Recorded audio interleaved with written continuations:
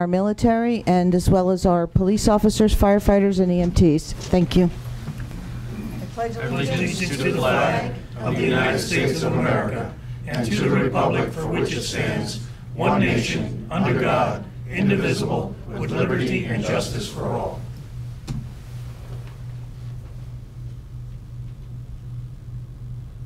Thank you. May all be seated, please?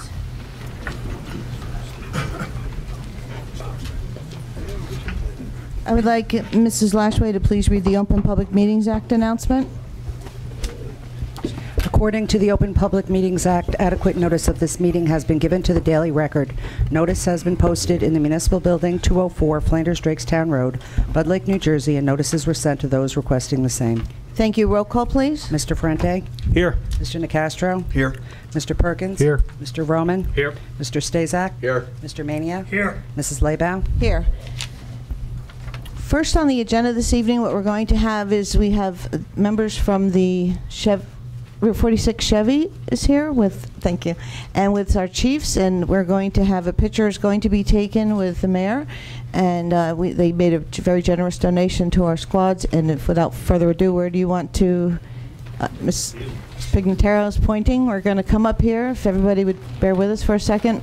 We also want to thank you very much for your generous donation. It's very, very much appreciated.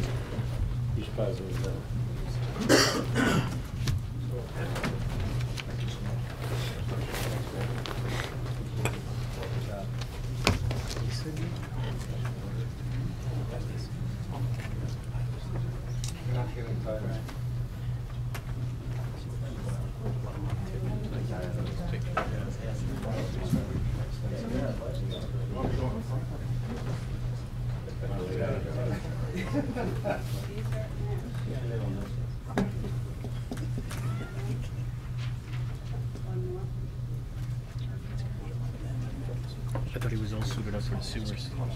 Did you? This is what happens when you go to check your septic. You get stress up like this. Smells good. Just briefly for everybody, I'm a Kinnelon firefighter for about 13 years, and before that I was a first aider in West Orange for about 10 years. And I just bought Chevrolet, turned it into a 46 Chevrolet August of this year. So once we heard what had happened, obviously, in Bud Lake with the drownings, I had donated 3 suits to Kinnelon about a year ago, and Kinnelon just can't keep up with the training that's required to keep those here and keep them tested. So I bought them back from Kinnelon for they're about $1,200 each, so $3,600 worth of 3 suits, and then these rescue discs that I had donated a few to Kinnelon, so I gave the other half to Bud Lake. So it was our pleasure to do that, and that also gave cash back to Kinnelon to go buy some other equipment that they needed.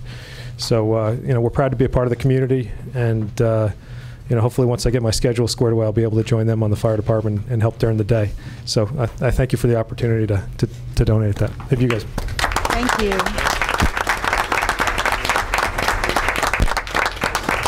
Tell them what the suit is.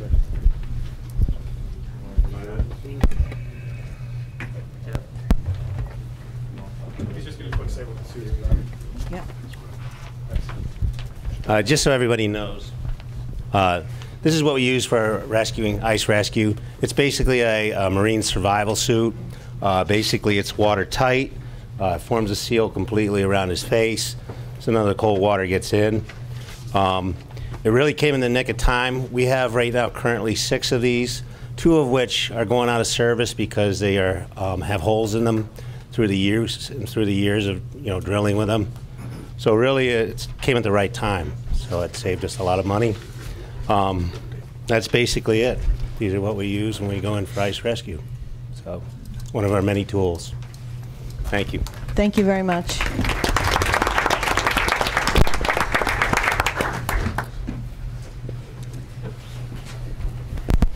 Thanks.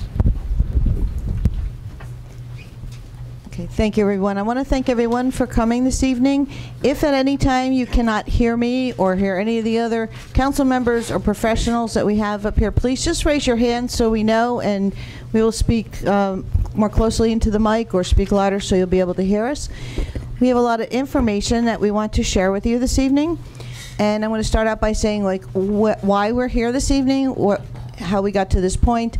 First of all, it was 2008, some residents had come to the council at the time and had requested to have the sewer line run in Old Flanders. At the time, the residents had apparently voted no, they didn't want to have the sewer line run.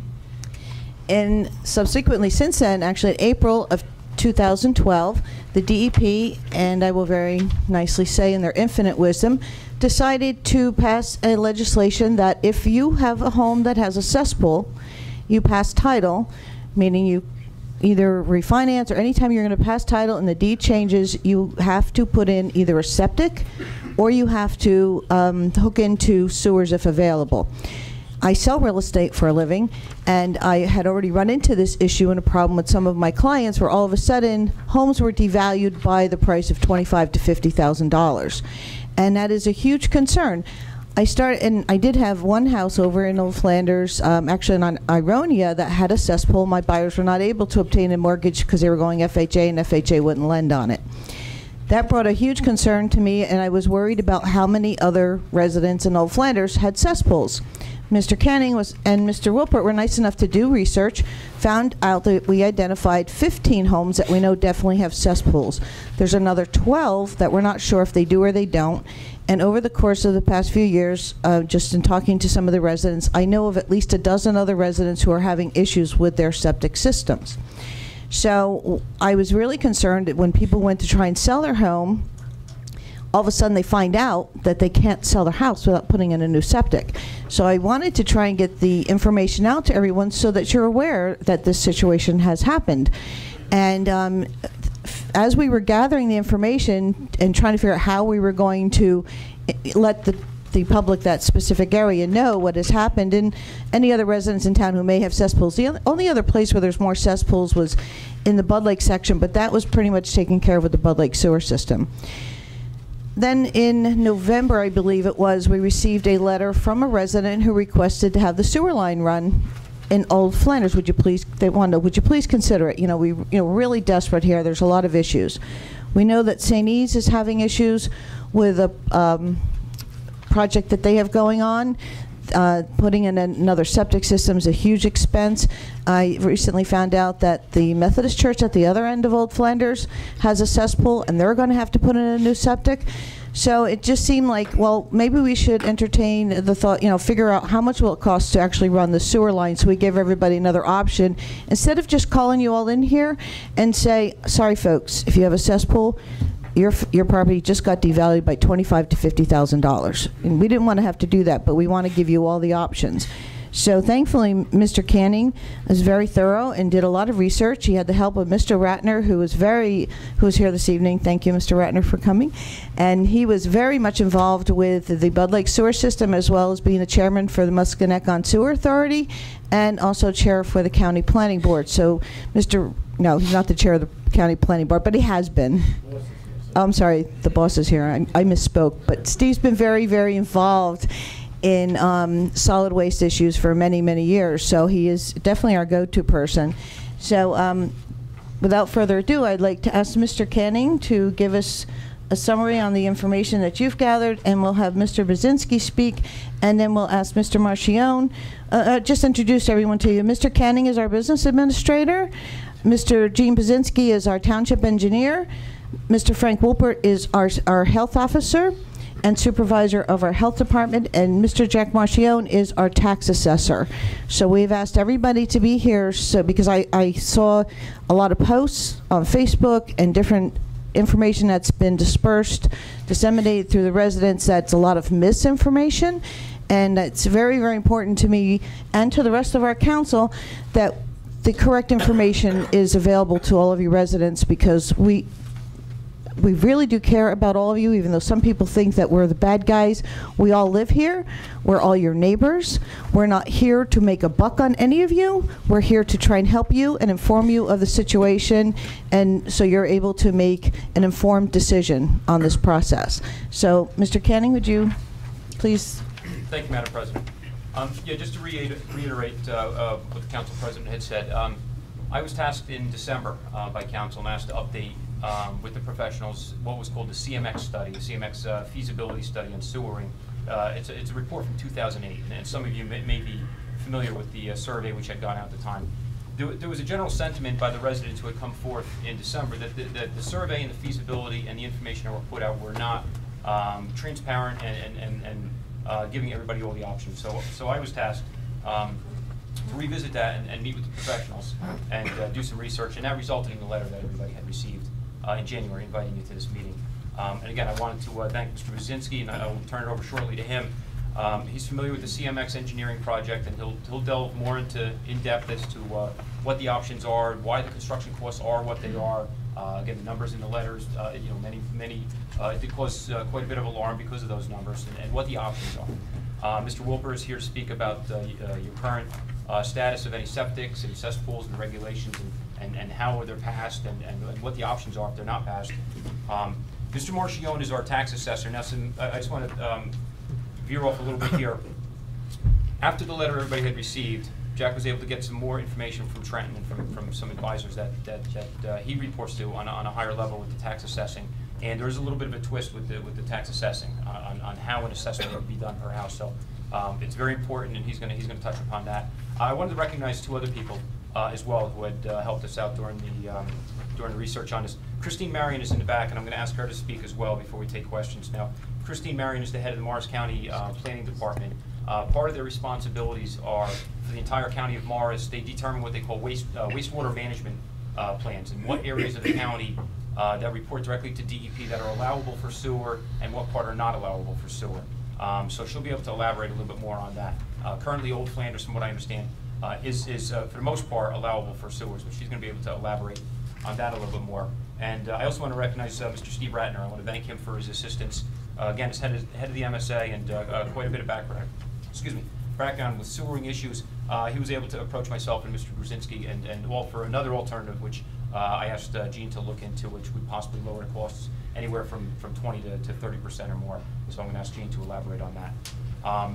In a nutshell, again, after tonight's session, we're hoping all the information can go out. The latest direction I've received from council was that after tonight's meeting, we would send a survey out. So everybody will be getting a certified letter with a survey. Now, there's going to be two questions on there because, again, nothing is simple. Out of the 107 properties we've identified that may be eligible for sewering, 33 are located within the Highlands. If you're not familiar with the Highlands, that's a whole other layer of at times, difficulty.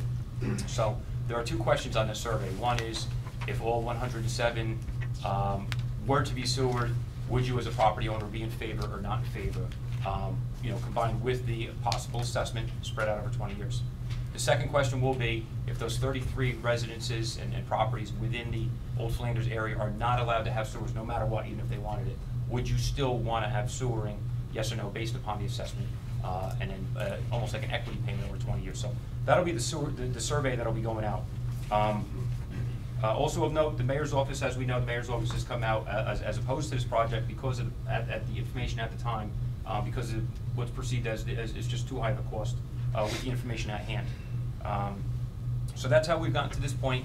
I hope it's good that we're able to answer all your questions tonight. With that, I will turn it over to Gene, followed by Mr. Wilper, Mr. Marchione, and I would ask Ms. Christine Marion to come up after that, and also I'd like to hear from Mr. Steve Ratner after that, if he'd be so inclined. So, Gene?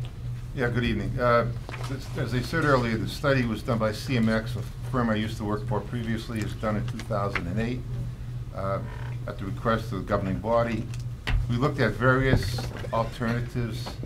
The least expensive at the time was, I'm going to call alternate 3, which did not include servicing St. Elizabeth's. And at the time was concerned to come up with an alternative that would also serve St. Elizabeth's, and that was what was called alternative number 4 in the report, and that included a pump station that would serve them but also assist in serving another portion of the Flanders area. Let me just back up. We concentrated on the Old Flanders area, the 103 homes. There's also 2 other sections we separated. One was the Mountain Avenue North Road portion, and also a Beaver Lane and Clark Ave. By having a pump station location at St. Elizabeth's, in the future we could serve the Beaver Lane and Clark Avenue, so that served another advantage of looking at that system, and it was probably roughly 20% more expensive than alternate 3. Alternate 3 at the time, looking at 2008 numbers, was roughly 2.3 million, and the alternate 4, which included the pump station, it would be on St. Elizabeth's property, but it would serve the entire system. It was going to be $2.8 million in rough numbers. Then what we did recently in 2013, we tried to upgrade those numbers to present-day numbers with the understanding we're in 2013, we're probably not going to get this project, it's approved to go ahead. We're looking at construction probably 2015, 2016, so that's why we increased the numbers a certain percentage from what we had back in 2008. Now the project's fairly complex in the fact that you have stream crossings, you have a railroad crossing, you have portions, as the administrator said earlier, portions within the Highlands, which causes a concern where we have to get a waiver for Highlands to allow the sewer line to go in that area. We have to show that there's been a constant failure of septics in the past, and it's a health and safety issue. That's a whole difficult process to go through with the Highlands regulations. As far as what type of system we proposed at the time, we looked, all the alternatives was basically a gravity system, which is your traditional standard type of system. One of the reasons we looked at that is because, number one, you don't have a high water table in most of the area. You don't have a lot of rock in the area. When they built Flanders Crossing, we were down 18, 19 feet, and we didn't hit water. So as far as a standard system would work, but you have some deep cuts, because when you got to tie into a stub that's off of the Flanders Crossing project, and that's about 19.5 feet deep. So we have some very deep areas. And from those alternatives from 2008, we did look at just a couple homes to be served by grinder pumps. Since then, you know, Mr. Ratton had asked us to look at a cheaper type of system, which would be your low pressure system, which would have grinder pumps at each of the homes. We looked at that, and normally it's probably about a 20 to 25% savings is what you're looking at that point. What we probably do in the design stage is, right now we just did a concept plan. We don't have test borings to give us more information and to look at all the elevations in all areas. We probably would look at putting more homes in grinder pumps, but a combination of gravity sewers and grinder pumps, whatever we can do to make it most economical. But you're still looking at probably at the most of 20–25% savings. And when we came up with the numbers to present day numbers, as far as the sewer system, before we looked at funding and financing it, came out to be about $39,000 per home. If we looked at the use of all low pressure system completely, you know, you got the cost of pumps, you have maintenance over the years, so probably it could go down to, I'm going to say at the most $29,000 per person, per home, just to give you some idea. Again, these numbers aren't finalized yet because we're not into a design stage. There's more engineering involved and looking at areas in more detail, but those are pretty conservative but good numbers. Like I said, I was in charge, oversaw the report and the feasibility study back in 2008, so I'm pretty confident the numbers are pretty close to where they should be. But we definitely will look, if we get to the design stage, to look what's the best way to maybe combine the system between gravity and low head. There's some areas we can do with gravity. I mean, we have gravity, we have pumps, grinder pumps in the Bud Lake sewer system. I think we have several, probably over 100 there. And I talked to Public Works. They had some concerns over maintenance and getting the parts and stuff, but nothing that we can't overcome. But we just want to look at all options when we get to the design stage. That's an overview. I wasn't going to go into specifics of design at this point. If there's any questions now, you want to wait till later? I think we're going to wait till later. We're just going to go with the overview right now, get the information out there, and I know Mr. Wolpert's going to wait for. Do you want to speak on it, or What I'd like to do is perhaps give you a picture of what's out there, a scenario, and Basically, Frank, you have to talk a little closer into your mic. We can't hear you. I'm sorry. basically, what we looked at, I had staff this morning look all morning with some of the systems that may be impacting some of the area, and I know some of it now has been more concise. But based on the numbers that we looked at of the expanded area, we're talking about 208 septic systems that we looked at in the surrounding area and the area in question. Out of that, over the past, since about 1990, 59 systems have been upgraded to some degree, whether it be for an alteration, for an addition, whether it be a malfunction, whether it be, there's just so many of them there. We didn't go back to 1990 to look at that. We did go back 3 years as requested by one of the people in the audience. And we had 7 repairs that were performed from 2009 to 2013. 2 were upgraded for additions that were made to the house, such as an added additional bedroom where you would have to increase the size of your septic system or capacity to withstand the additional living space, such as bedrooms or additional rooms, be determined based on the design of the addition that is to follow. 3 of the 7 were failed for resale of homes, and these systems were not done by this department. They were done by outside inspection services. We received the information from them, and at that point, these systems had to be upgraded. They were pretty much old systems, but not cesspools. They were actually systems that had a septic tank that preceded the disposal area in some capacity. As far as the septic systems are concerned, the actual septic systems, there were 2 that were upgraded or repaired. They both were not in failure. The individual homeowner was concerned for the future. Was definitely an old system, but felt that they wanted to upgrade the capacity because of some future endeavor that they may incur or something that they may wish to do. The other system was also not a cesspool, not failing. It was, however, old, but upgraded at the request of the present homeowner. So they wanted to improve the facilities at the property to ensure that the system would work appropriately. We looked at the development behind Ashley Farms, pretty much as far as the soil configurations, and that is pretty much high and dry. There's very little water intrusion. There's very little complaints of any kind of flooding or anything in the basements and so on and so forth, at least to my knowledge. The area between Main Street, Hillside, and Parkway is also dry. No water table issues that I understand, or at least the department knows, at this location, which is commonly known as the Triangle, I guess, which is Main Road, Hillside, and Parkway Avenue. Also, we conducted soil tests. I know we were doing a few years ago at St. Elizabeth's in conjunction with Gene and the engineer for the church.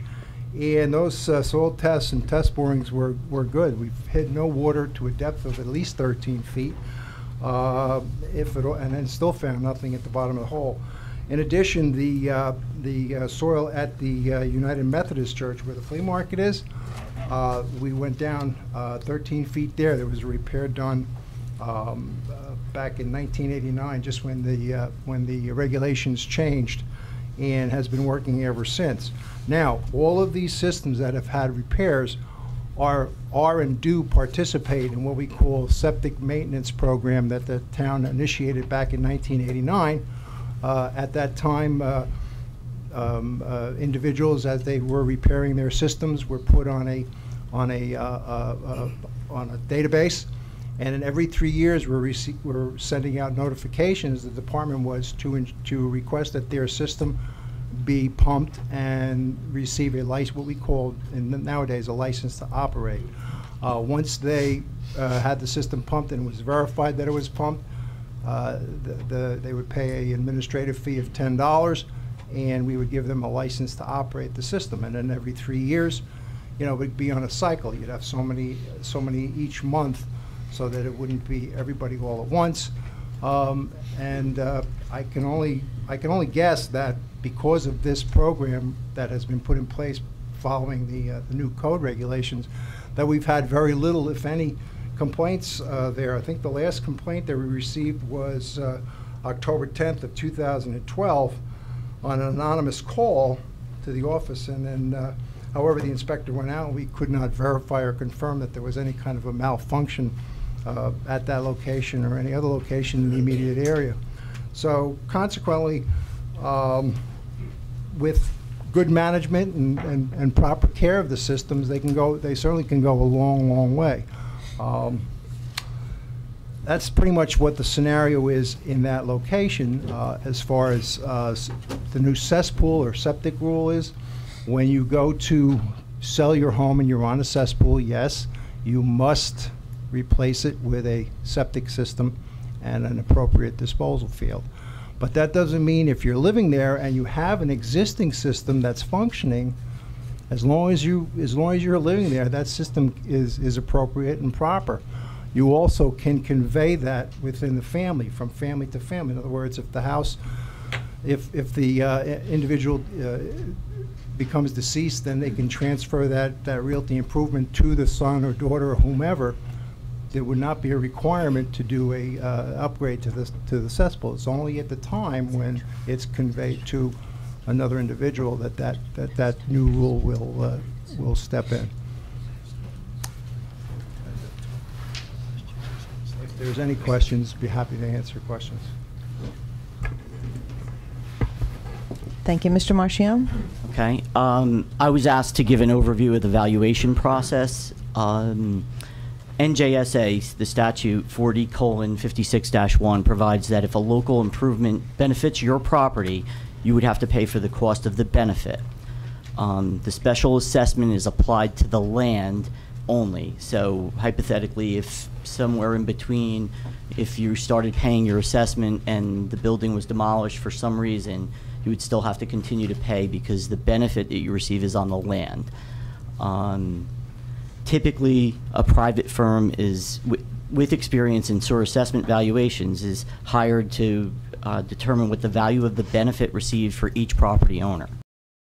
The benefit is defined as the increase in the value of the land affected by the difference between the market value before the improvement and the market value immediately after the improvement. Some of the things that may be considered by this firm would be the timing of the project. Obviously, Mr. Baczynski said that this project may not start until possibly 2016, 2017, so this could be years down the road. And what the valuations are at that time, you know, is a very difficult thing to predict at this time. Other considerations are lot size, soil type, zoning, the age of the existing septic, and the condition of the existing septic. Highlands, as Mr. Canning mentioned earlier, half of this project is in the Highlands planning area and half of it is in the preservation area. So this would be another consideration. But the firm would come up with some type of valuation for each property owner, and upon preliminary completion of the assessment calculation, a public hearing would be offered here to give everybody a chance to hear what the valuations are, at which time a final report would then be submitted to the governing body for adoption and confirmation. Any appeals to your valuation must be made to the Superior Court within 30 days after the confirmation of the assessment. But because of all these variables, it's really impossible to predict what the increased benefit might be. It would be impossible to predict that tonight. But most importantly, and I think I really have to stress this for everybody involved in the decision-making process, and this is what Mr. Canning was referring to earlier, I learned that when the cost of the improvement exceeds the sum of the benefits conferred, the excess must be imposed on the public at large through either general taxation or through some other legally permissible way. So in other words, if the total project costs $5 million and the firm determines that the collective benefit of each one of the residents only hits $1 million, then the township would have to pick up the other $4 million to that. So that is a big consideration for everybody. And with that, I'll throw it back to Mr. Canning. Thank you, Jeff. Christine, do you want to? I'm asking Christine Marion from Morris County Planning to come up and. Good evening, and thank you for inviting me here. I'm going to probably. Christine, I'm sorry, you have to speak into the mic. If you, I don't know if you want to take this That's mic okay. or if you want to That's stand at fine. the podium. Oh, I'll stand up at the podium. Yeah. I do have a map with me. I don't know if I'll spread out later if anybody wants to take a look at it. I'm just going to go quickly over the history of the county's involvement in the wastewater management process, which began in actually 2008. The DEP adopted new wastewater management rules where the county essentially becomes a facilitator for developing the county wastewater management plan. Again, this process began in 2008. County staff worked closely with your municipal officials and your professionals in identifying where sewer service area would be permitted in accordance with DEP rules. And the way that DEP's rules work, essentially, you cannot extend sewer service areas where there are wetlands, riparian buffers, or habitats of rare and endangered species. So essentially, we work with DEP mapping to locate undeveloped or vacant properties, which would then have to be removed from the sewer service area. To date, we have developed such a map. It is still a draft. We did have a public hearing on it and went through the whole regulatory process. It is sitting down at DEP right now on someone's desk waiting to be signed. And we don't know when that's going to occur. As was mentioned before, and the Old Flanders area, which is the subject of, I guess, the discussion today, is split between the Highlands Preservation Area and the Highlands Planning Area. Essentially, when the Highlands Act was signed into law, it removed all the sewer service area from the preservation area where nothing had been constructed. So if there was a future sewer service area on undeveloped property, that was eliminated. So there's only sewer service area in the preservation where there was actually flows. Somebody was actually using it. So everything else was essentially wiped out. And again, right now, most of the Old Flanders area is within the draft sewer service area. If, for example, they decide not to sewer it, then I would recommend that it be removed from the sewer service area map. Because the DEP rules also require that if there's capacity available and you're in a sewer service area, you must hook up. So right now it's on a draft map. That's what's proposed. And I guess I'll take questions later. So you're saying that all of Old Flanders right now is I would say most of the existing residences that are shown are on the sewer service area map. If you want to take a look, I have the parcel map, and it's shown here. The only areas that aren't are the ones that are in the preservation area. Correct. The preservation area are removed. Right. So, and if you want to know where the boundary is, it's the rail line. So everything south of the rail line, I shouldn't say everything, most of the developed properties that are south of the rail line are in the sewer service area. Everything north of the rail line is out. That's the border. Mr. Roman? Christine, if did I hear you correctly? If this project does not go forward now, it may not be able to be moved forward in the near future? No, it's within the sewer service area now. But So- if it, let's say we push the plan off, can it be revisited 10, 15 years from now?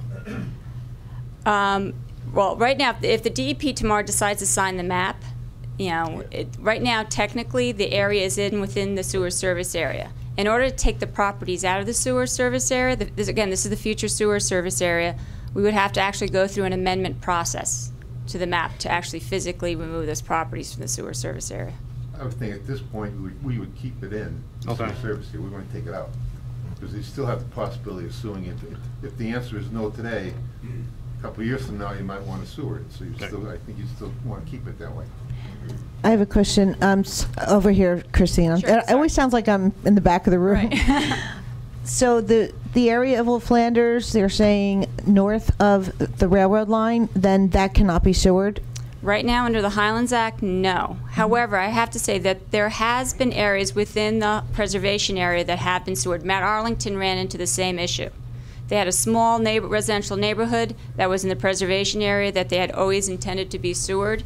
They had filling septics there. They were able to have those properties sewered.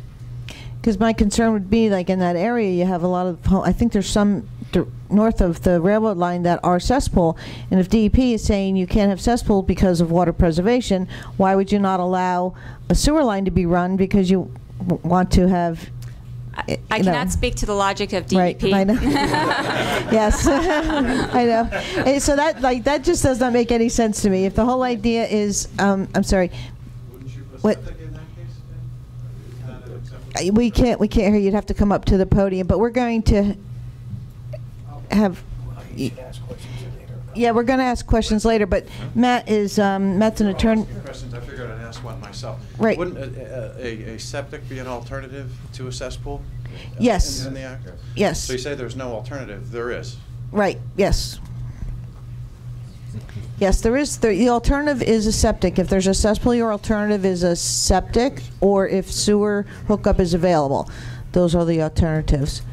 Mr. Canning? Mr. Ratner, do you want to come up and address anything from what our talk, and then after that, you know, we're done with our professionals, and we'd be happy to answer questions. Hello, Steve.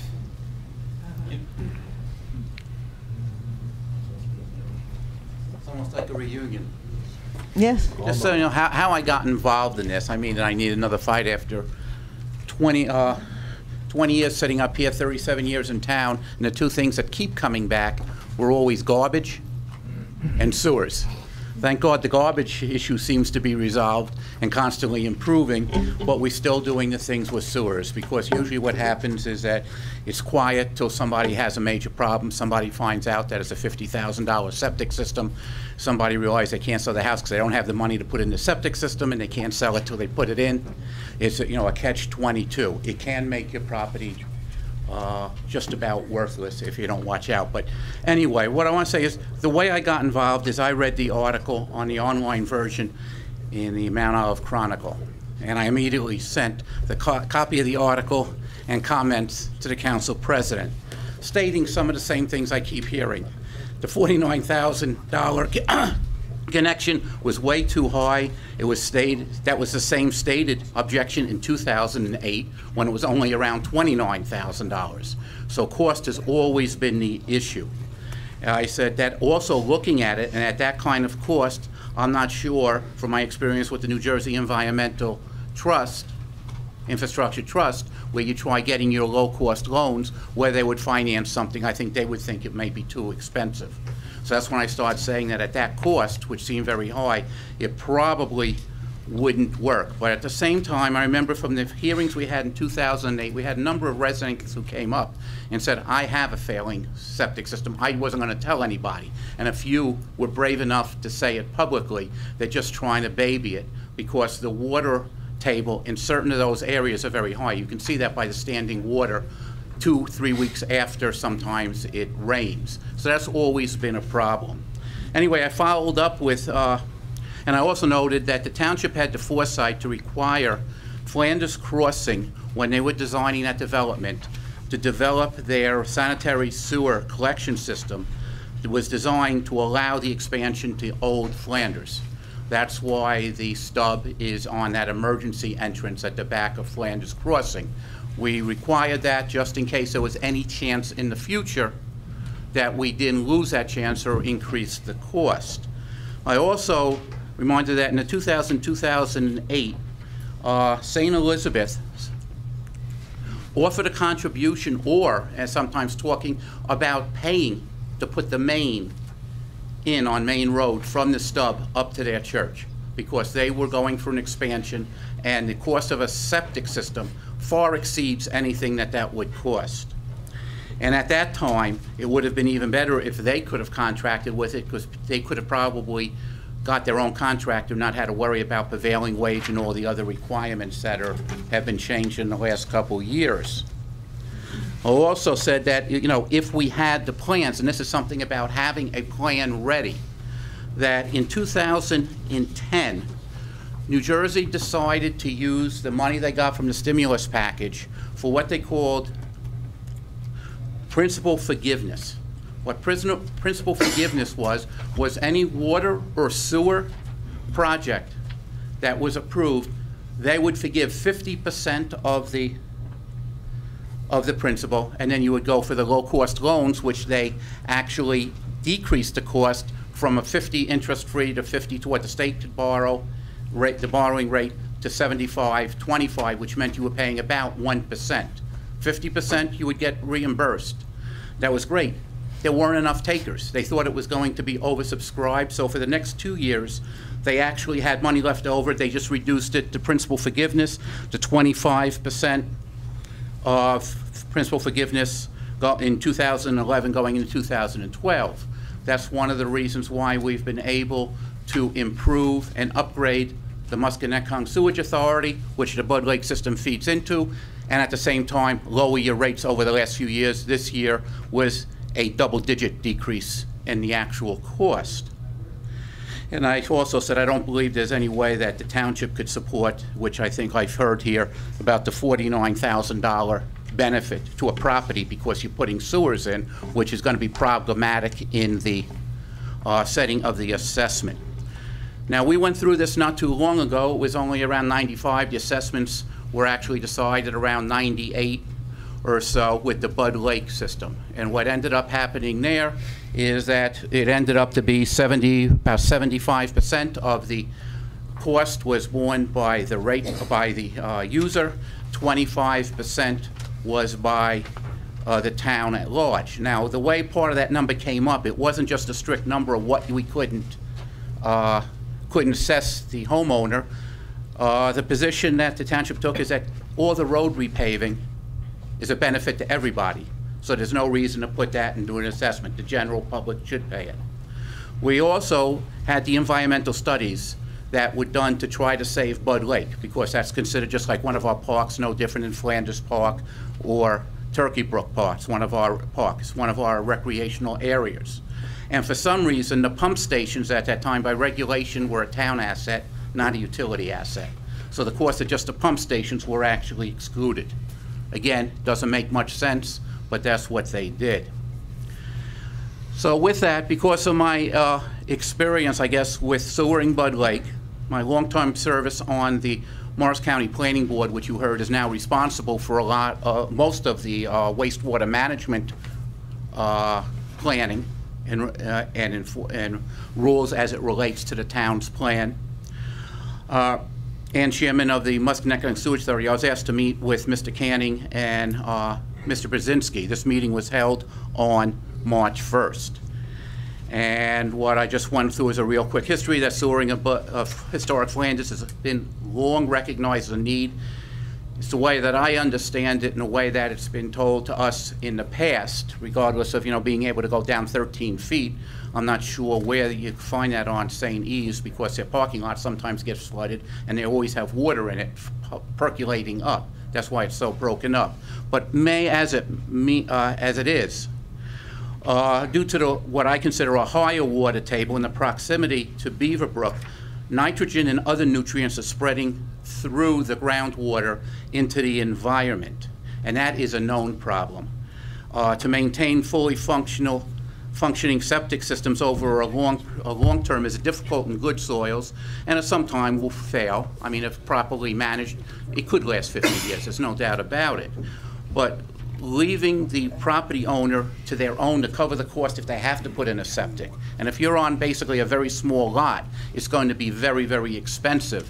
And we're not talking about no more $1,800 septic systems. They probably start at 20 and go to 50 or 60, and there may even be a few that may even have to have a sealed system where a system won't work, they can put in a tank and have it pumped every single month.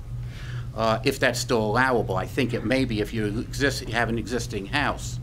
Anyway, I asked an engineer to review the proposal from 2008. After that was done, the review included a tour of the proposed service area. We're just talking about the triangle. I'm not talking about the high and dry, which I have to agree with, up by Beaver Lane, up by the farm, or going by up Mountain Avenue, which is problematic probably in other areas. Also on the tour was an equipment supplier of the different pumps and other other pieces that would be required if a low pressure system, which was what recommended to me, would work.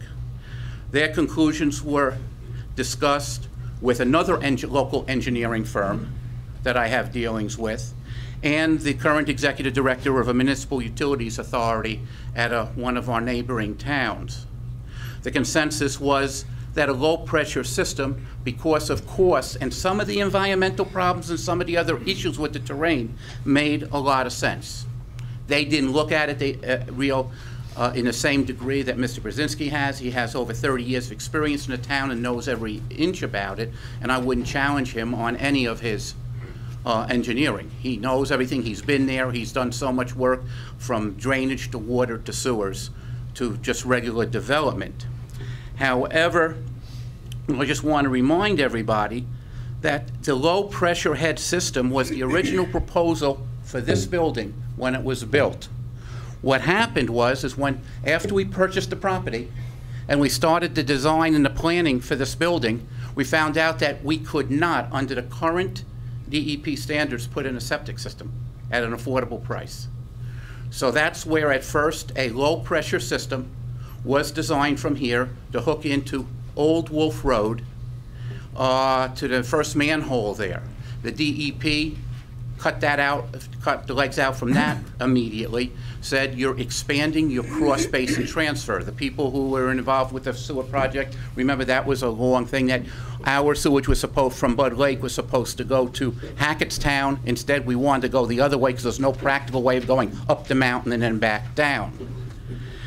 So anyway, after the DEP rejected the system, that system, the same engineer that I called on actually sent somebody down to Trenton, went through all the records and found that a local private sewer operator had to let us in.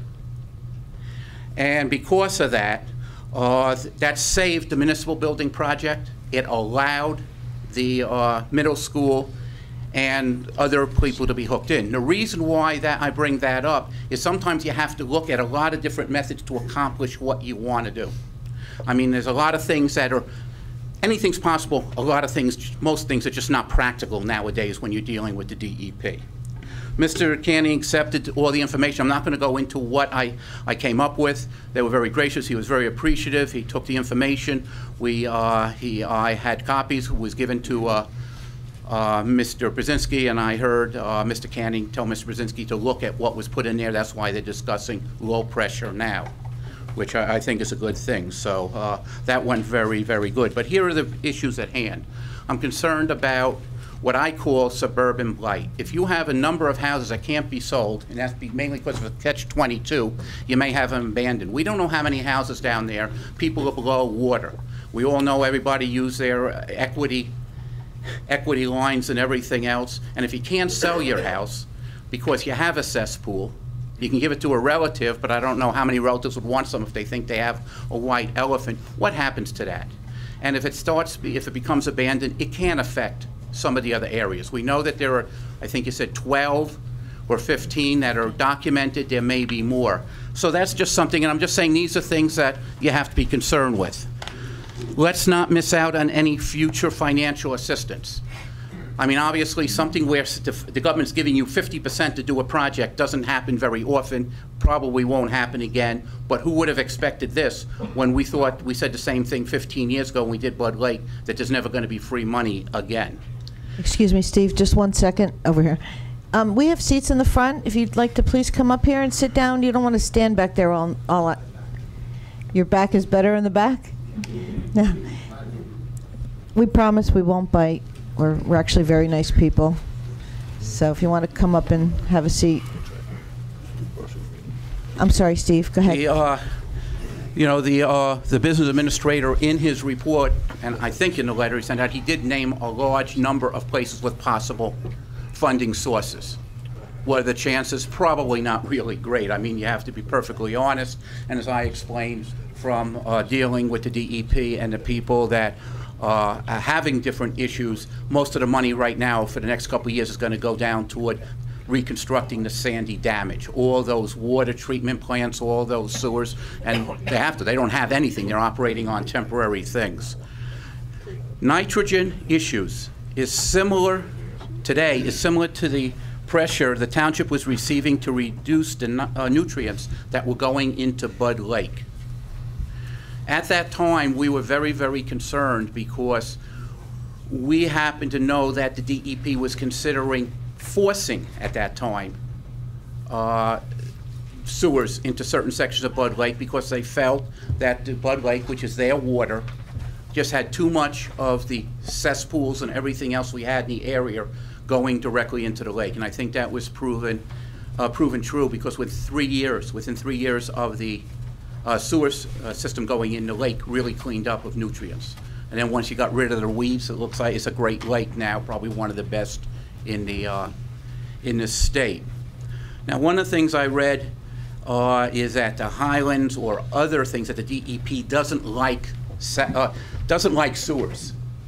That's just the opposite. The DEP, in fact, in the preservation zone especially, has stated that they do not like septics. In fact, that's why the regulations, if you have to build house on vacant property in the Highlands Preservation Zone, if it's more than 50% wooded, you need about 88 acres for one septic, because they're Yep, that's true. 88 acres. That's how dangerous they think it is. If it's less than 50%, you only need 25. If anybody has property there. Well, that's in...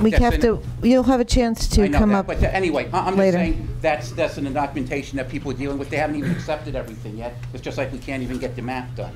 But I'm just saying that their opinion is that that's why they were told, we heard from the planner who's doing the wastewater management plans, that if you have the availability of sewers, they want you to hook in, not the other way around. But regardless, that's another issue. These are just things we have to look at and evaluate everything when we make those decisions. We have many of the properties in Old Flanders are zoned mixed use. I don't know if you're planning on ever wanting those to be developed or not, but some of those, with those small lots and some of those properties that can be turned into small local downtown type businesses, if you don't have any sewage, I don't think you'll be able to provide a septic that would be large enough. And so then it becomes an economic issue. Excuse me, we just want to listen to what Mr. Ratner has to say. We'll have a chance to all speak later. It's hard to hear when we have other side conversations. I mean, obviously, we have the same arguments we had when we had sewers in Bud Lake. Of course, we weren't talking about anywhere near the same cost numbers, and we also had a lot more people that were having problems or felt they were going to have problems with their septic because their houses were 70, 80 years old before there were any regulations at all. And again, and I know my daughter's just gone through with it, anybody who's in a realtor knows that they have this problem. Many don't know they have a problem till they go and they're trying to sell their house. And all of a sudden they're told they have to do a septic test, and at that time many will find out, and usually after the contract is signed, that either they have to replace it, they have to put something in, and probably majority of the time that kills the sale. The new people don't want to wait, and the old people now, the people who own the house have a problem. Do they have the funds to put in a new septic before they go to sale? The last thing I just want to say, and this is something about thinking out of the box and looking at if it's doable. I have to admit at those costs, I don't see how you can get the sewers in. However, we know that at least two houses of worship are looking at expansion. One, I heard some obscene number of what they would have to spend on a septic system to do their expansion. We know that 5, 6 years ago, they offered to pay or substantially fund the lines. If they can get a sewer line to where they can hook in or hook in completely, that may be a place, just like a developer coming in who's putting in a system, paying a lot of the costs, and other people that are already in the area can benefit. And I think that's where you really have to look. Also, with a low-pressure system, I think a low-pressure system, from my experience, is lower maintenance. When you look at any type of gravity, especially when you put in siphons without pressure, and Old Flanders is going to have a very low flow. The 300 gallons you see is a design number. We were able to get that design number down to 217 in Bud Lake. Mount Arlington got about 170, and we know the average based on the total flow going into the Musconetcong Sewage Authority is about 140 gallons per house or equivalent dwelling unit a day. And I'm just concerned that something like the siphons that would go under the river or under the railroad tracks or something like that would be a maintenance problem. With very low flow, you're going to end up with an accumulation of debris and everything else. A low pressure system is almost self-cleaning because it's always pushing it out. Also, with a low pressure system, you can it's easier to split up the project into small units. You're not putting in an investment of a major pump station. You're not digging as deep, because if you dig 4 feet, it's one thing. When you go to 8 feet, the cost really increases. You have to go to 12. It goes a lot more. A low pressure system, you could probably get away with about 4 feet under the frost line. Also, you can take out roads. We did that in Bud Lake. When the on Bud Lake Heights Road said they didn't want the sewer, you took it out with a low pressure system because of not having to cover, you know, large assets across everybody. Also, if a line is built just from Flanders Crossing to St. Elizabeth, and they funded it, you wouldn't have to require anybody to hook in at that time. Then if there's a need, unless they're going up Park Avenue, where you have the lower water table, and you can see the sitting water, if they want it, you just extend the line down there.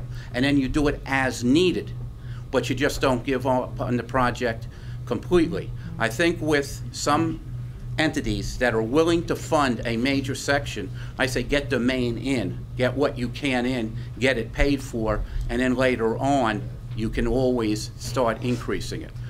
I really don't know how many people need sewers in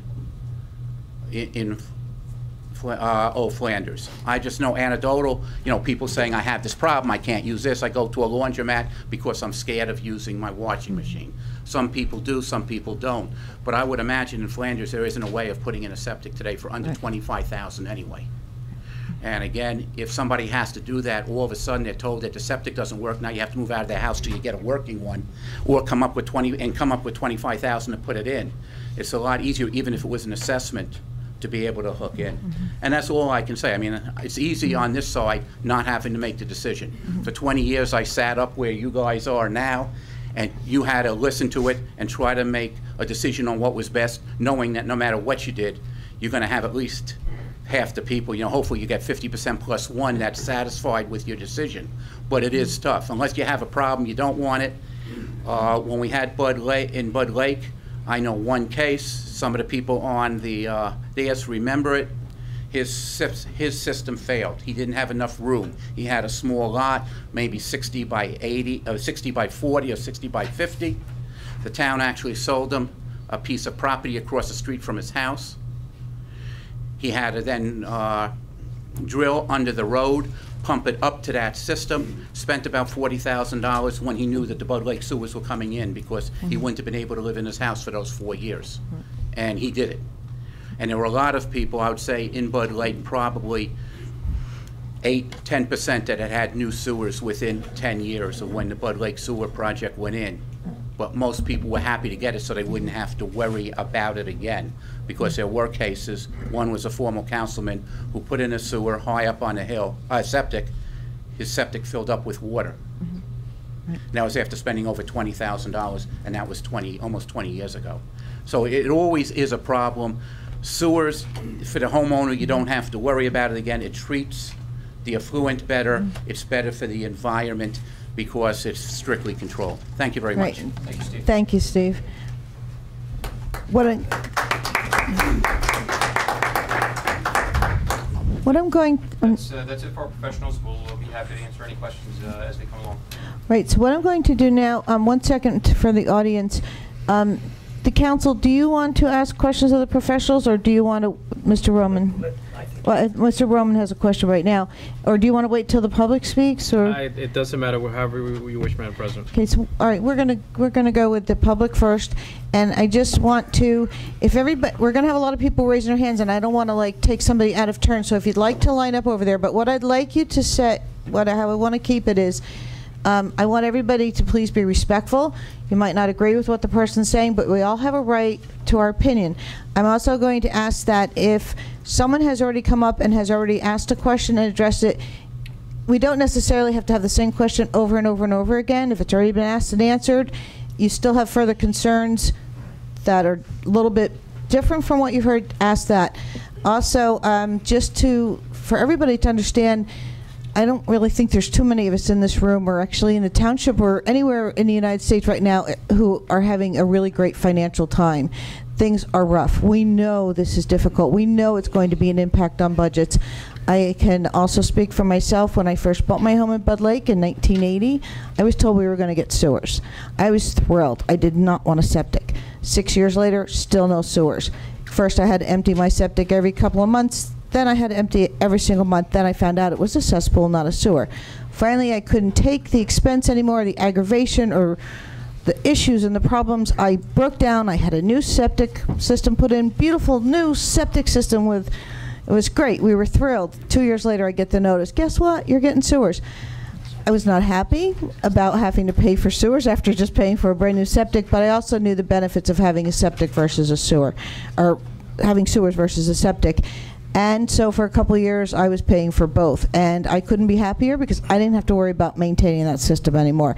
I also know from real estate that a lot of people, they hear the house has a septic, they're like, sewers make it a lot easier. It's much nicer because it's a system that people know that they don't have the financial responsibility onto themselves alone. It's economy of scales. You're in a sewer authority. If there is anything that goes wrong with this gentleman, you can in a second you can come up. He's telling me no. But when you have a sewer utility, a sewer authority, the costs are spread out amongst all the users. If a bladder goes on the system, something needs to be replaced or repaired, it's a much lower cost for everyone versus having a septic. That's my own personal opinion on my experience with septics. And we're going to start with this gentleman right here. And if everybody who would like to speak, we need to have your name and address for the record. Fine. My name is Ralph DeVito. I live at 20 Hillside Avenue, right near Beaver Lane. Has there ever been a study to study the feasibility of hooking up in the Beaver Lane, Hillside Avenue section with Roxbury? I asked that same question. Mr. Canning actually checked into that for us because I thought that sounded like a good idea. But Mr. Canning, what was the response for Roxbury? It's possible. It's we'd have to do an interconnect. Again, we'd have to check with the county wastewater management plan, find out the local authority in Roxbury if that's feasible. Again, it goes back to capacity and it's a whole new feasibility study for that area. We didn't go too far down the line on that because we've been working primarily on the old Flanders Triangle. I don't know if Gene has anything to add on that or not. You've kind of said it at this point. Yeah, we'd have to check into the feasibility of that, but it would be an interconnect with that system. Well, I'm saying that also because you seem to have sectioned out Old Flanders from the rest. So this is just another way of a sub-project. Yeah, we were looking at Old Flanders as basically the phase one of the overall system. We're looking, that's where I talked earlier about St. Elizabeth. If we put a pump station there, we could easily serve Clark, the Beaver Lane, Clark Avenue area. So we were looking at phase one being Old Flanders, then the phase two maybe being Beaver Lane and Clark Avenue, phase three being the more recent development, Mountain Avenue and North Road. So we were looking at that, but we priced the three different phases, but we've just concentrated right now on Old Flanders. All right, thank you. Thank you. Anybody who's standing in the back, we have seats up front. You can come and sit up here if you'd like. No? Okay. You can bring a chair back there if you like, if you want to sit. Okay. Next person who would like to please come up, and who's next? And are you okay, Mr. Pryor? Good evening. My name is James Pryor. I'm an attorney from Bell, Chivos, and Fasolo, and I represent the 6 homeowners at Patriots Way. And what I'd like to do is basically put forth a position, and I know some of them would also like to speak tonight, because while I can put forth a position, they're able to speak essentially from a personal standpoint in terms of the hardship that this would impose upon them. And I think thus far we've heard tonight a lot of discussion about the benefits of sewers and how they are good from a number of standpoints.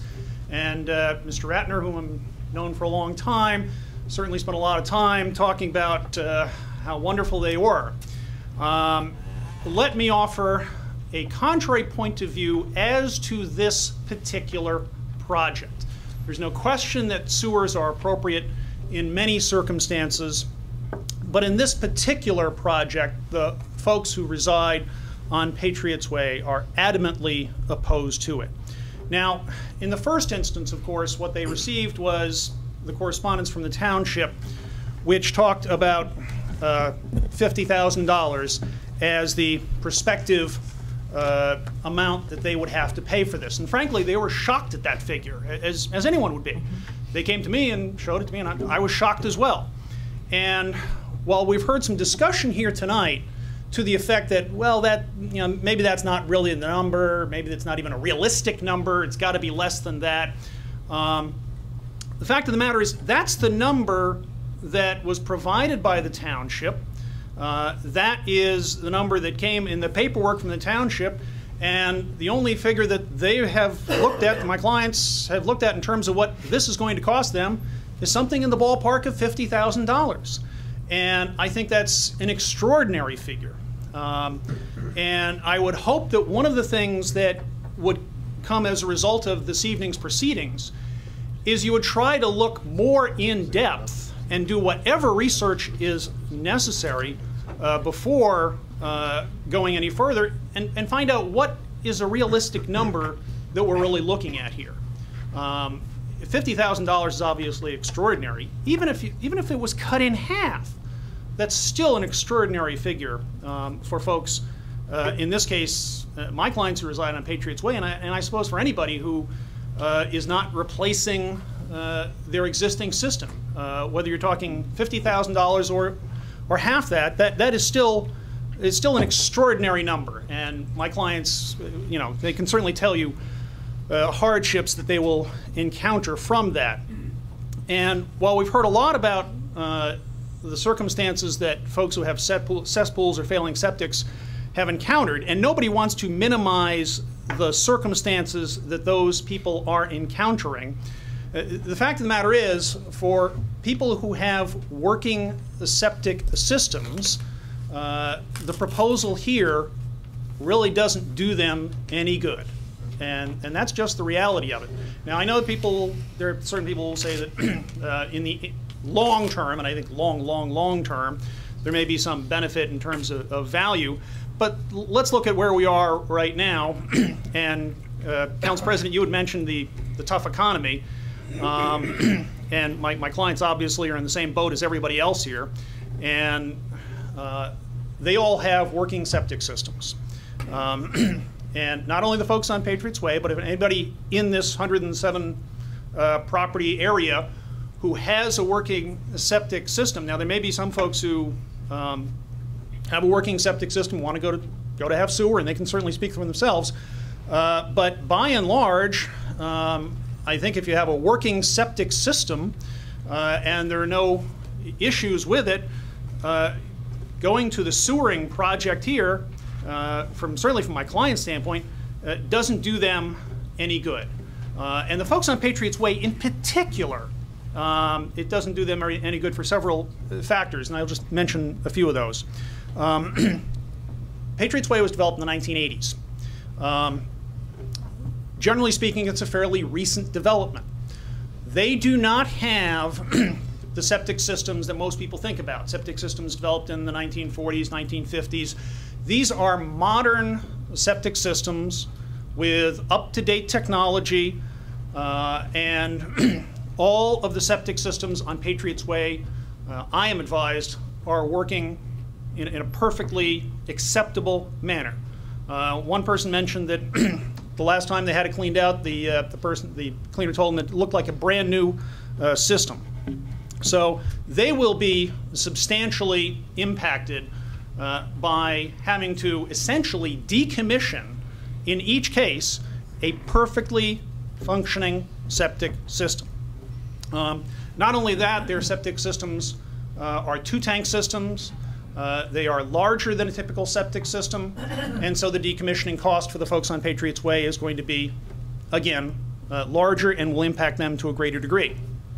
As well, There's been a suggestion, I think, in some of the paperwork sent out with respect to the township that by eliminating a septic, you may be able to use space in your yard that you weren't able to use before.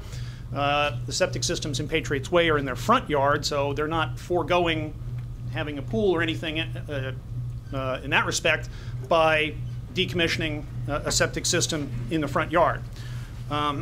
So those people are going to be substantially impacted, and they'll tell you from a personal standpoint as well. I think ultimately what it comes down to is there are going to be some folks who are impacted as a result of no matter what this council does. And you have a limited number of people who have cesspools and who have failing septics. We don't know the exact number on that, and that perhaps is one thing that the council could look further into. Council President, you mentioned that there were, I think, there's 15 cesspools, and there's 12 properties that are unidentified, whether it's a cesspool or not. And then there's about another dozen who people have said they're having trouble with their septic systems. And also, I want to tell you, Mr. Pryor, that truthfully, Patriots Way, it's right along the line for the sewer, so we wouldn't want to exclude them in this discussion, because then to be turning around saying, why did you leave us out? So we're not here to make a vote or to decide if we're going to have septics tonight. We're trying to inform everybody of all of the options. And unfortunately, I think some people took the whole message the wrong way. We're trying to have an informational session to see which way we want to go. And I know even with the Bud Lake sewer system, when that was put in, there were some areas like on Bud Lake, on Crease Road off of Bud Lake Heights Road that was originally included in the plan and was excluded from the plan. So we're talking about 6 homes, and you want to leave, and Mr. Brzezinski's going to... Just one thing, what Mr. Pryor did not mention, you might not be aware of it, I imagine the people are aware of it, that when that development was built, there is dry sewer lines in Patriots Way. Oh, okay, I didn't know that either. So they already have the sewer lines in there. It's a really good point. So they're already lined up and prepped for it, to, you know. And also I want to tell you that their system, when I had my nice new system put in, it was a 3-tank system. So believe me, I know about the costs of decommissioning a system after you put a nice one in. So, but go ahead. Well, let me make 2 points then. With respect to what Mr. Brzezinski said about dry lines, but that doesn't alter the fact, of course, that there would still have to be an assessment imposed on them. That's correct. And while there may be dry lines, and obviously that makes the technical aspect of it much easier, that does not alter the fact that there will still be an assessment, and the reason they're objecting is, of course, the nature of the assessment. And Council President, you said this was an informational session, and right. I certainly I appreciate that, but I would be remiss if I did not come up here and advocate on behalf of my clients and tell you what their position is. No, I understand, and we appreciate you taking the time to be here. Yeah, you've got obviously a full room of people who have serious opinions on this, and obviously there's going to be some differing opinions, right. but you should certainly take account of whatever those opinions are. Absolutely. And you certainly have 6 residents in terms of Patriots Way who object. Now, one thing you did mention, by the way, is in terms of taking out Patriots Way, and that's frankly one of the issues I was going to get to. Mr. Ratner had mentioned that one of the things they can do is take out roads. And taking out Patriots Way is something that I think should be, at the very least, taken under consideration. As an information gathering session, you want to look at various scenarios, you want to look at various alternatives, but taking out Patriots Way is, I think, one of the things that ought to be considered. It's only 6 homeowners. Yeah. It's not going to make any substantial impact on the overall financial results of it. And also, I think it's important to note, these are probably the 6 septic systems in the entire coverage area that are probably least likely to fail. Don't jinx them. Knock on wood, quick.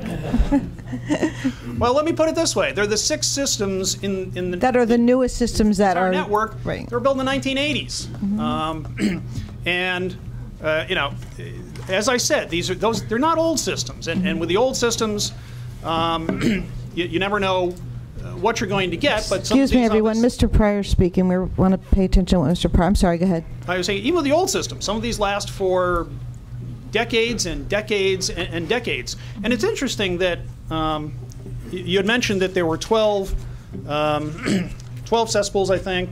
I'm sorry, 15 cesspools, 12 maybes, and a dozen others that have issues, which means obviously that there are still a substantial number that don't have any issues. And there's a substantial number of folks, presumably, that have working septic systems. And for those people, again, the same question is raised as to the folks on Patriots Way, which is why replace the system when it's working not only just adequately, it's working as it's designed to work. So I'd like to convey to you the opinion of my clients on Patriots Way that as an informational session, we hope you gather more information. And obviously, you're dealing with some information from 2008 that was, I guess, updated to some degree. And Gene was talking about construction in 2016. So between 2008 and 2016, we're talking 8 years. So it's really hard, I think, to look at these numbers and have confidence in the numbers. And I think before you make any kind of final decision on a matter like this, which is going to have substantial financial impact on my clients and on everybody here, as well as the folks who didn't show up here, I think you want to have very, very serious confidence in those numbers before you make a final decision. So I would urge the council to do the additional research necessary, take a step back, take a look at what these numbers really are going to be, and to the extent if it is at all feasible, exempt the folks on Patriots Way from a system that really they have no need for. Thank you very much. Mr. Maney, did you want to ask Mr. Yeah, Pryor? just, Mr. Pryor, hold on a second. Sure. When we start eliminating people, it just adds to the cost. In the event the survey shows that there's an overwhelming majority that want sewers, it's just going to add to the cost by eliminating people, like you say, eliminate those 6 people. It's just going to add to their cost. Well, just a point. Well, let me just address that in a couple of texts. Number one, I think in terms of adding to the cost, it's a marginal addition because you're only talking about 6 out of 107 properties. But more to the point, there is a rationale to eliminating those 6 because they are the most recent septic systems that were devised. They are the septic systems that are probably the most expensive to decommission. So it's not an arbitrary statement, well, eliminate these folks because they don't want to have septic, because they don't want to pay for it. I'm suggesting to you that there is a very clear rationale to eliminate them. And just as Mr. Ratner had said, you may have to take out some roads. Doesn't mean you take them out arbitrarily. You look at the individual cases, and maybe there is a rationale to take out some of those roads. And I've given you, I think, a rationale to do that in the case of Patriots Way, and I would suggest that you take a look at that because, frankly, I think it makes eminent sense to do so. Thank you, Mr. Pryor. And actually, it's something that we've already entertained before you were even hired to represent them. Mr. Canning? Yeah, I just wanted to touch upon the $49,000 figure. Yes, Mr. Kenning's going to speak about that number. Thank you, Mr. Pryor. We put that out, and it wasn't an arbitrary number. It was based upon the construction estimate based on the 2008 study. Now, yes, if everything went well, if we had the Environmental Infrastructure Trust Grant, and we did the low-pressure system, and a full design was able to knock off 20, 30, 40, 60%, that would be optimal. But it would be the height of your responsibility to inform the public that, yeah, it's only going to cost you $15,000, and we find out it's $49,000.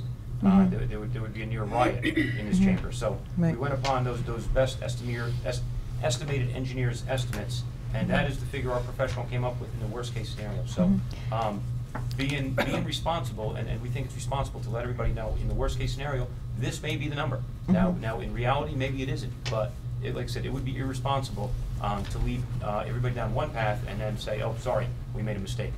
So that's where we came from with that developing that number. And Mr. Brzezinski, thank you. Madam Chair, just to back that up, you hear 49, 51,000. That's not just the construction cost. That was what they put in for additional costs towards financing. My numbers came out to be, like I said earlier, $39,000 per home, just basically taking the number of connections by the total cost of the project. And I said if you went through alternate C, it was about 20% less, which got you about $29,000 to $30,000. Those are pretty firm numbers. You're not going to get it down to $10,000 or $15,000 per home, even with the low head sewers. This is not going to happen. I did speak to almost every person that Mr. Ratner said earlier. I mean, the manufacturer was on the understanding that the whole area was in the high water table, and that there was areas of rock. There's no rock, and there's very little high water table in the area. So I went back and forth with him, but we have discussed on how to go into a design. That would be the next step. We're not going to. I don't think the town's going to spend money on a design until they have some idea that it's feasible from as far as people wanting to go with the sewer system. We have next person in line. Please state your name and address for the record. Yes. My name is Glenn Hodgins. I live at 2 Patriots Way. And everyone talks about the numbers, and now we're talking about how much less they are. We are basing our decision, we're looking at the number that was provided. Like Jim said, that's what we were given. So I can't go by 10 or 15% less than the number that you give me. Honestly, I have to personally execute a family budget, and with 2 children, one in middle school and one in high school, who's on her way to college at some point, right? It's fairly difficult to absorb a $50,000 fee, and by the way, that's just the assessment fee. There's also a fee to hook up to it, right? And so it's no small cost that I would have to add to that to pull out a massive 400, 500 gallon, two double tank 500 gallon concrete tanks, and as well as a leach field that goes along with it. And it would break my heart to do something like that when it's a perfectly working system that was built in 1984 with extra capacity and in a high water table area, could conceivably never fail in my lifetime, So it's a bitter pill to swallow to say that because we get free money. Then we start talking about free money that we're getting to do a project. As far as I know, no money is free. To say that is not just. That's just not how I think. When we talk about value opinions and things like a home was devalued by $20,000 or $40,000 because they had to get rid of a cesspool, I think you'd also have to look at the other side of that coin, right? And that is that when you purchase the home, by purchasing a home with a cesspool, that's taken into consideration of the price of the home that you purchased, right? So not necessarily, but that's go ahead.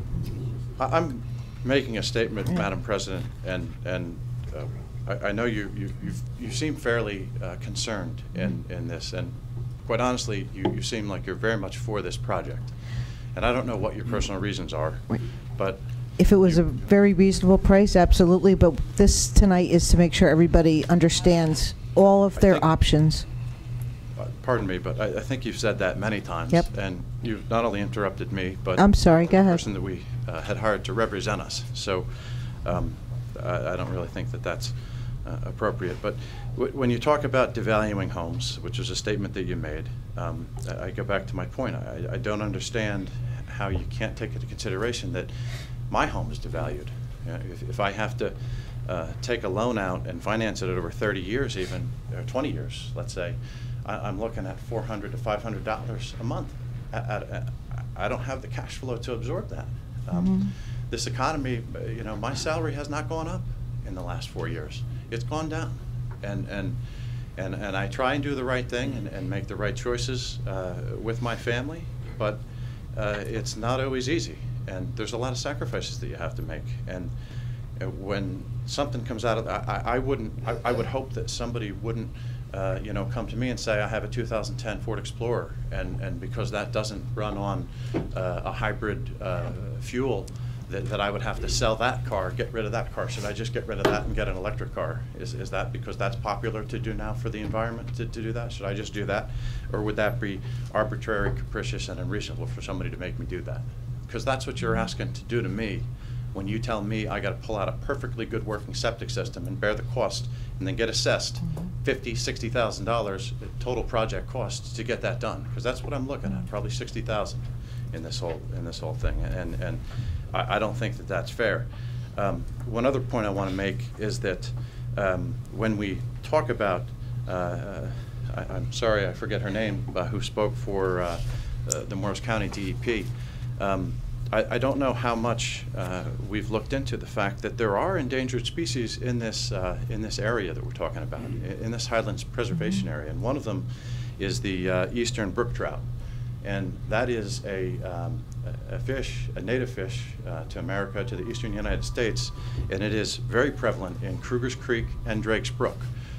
So that would directly be impacted by the sewer construction. So I would appreciate if somebody could look into that, because I don't know. It sounded like we would have to consider that certainly if it's in the DEP. If that's how they look at a project and make a decision on it.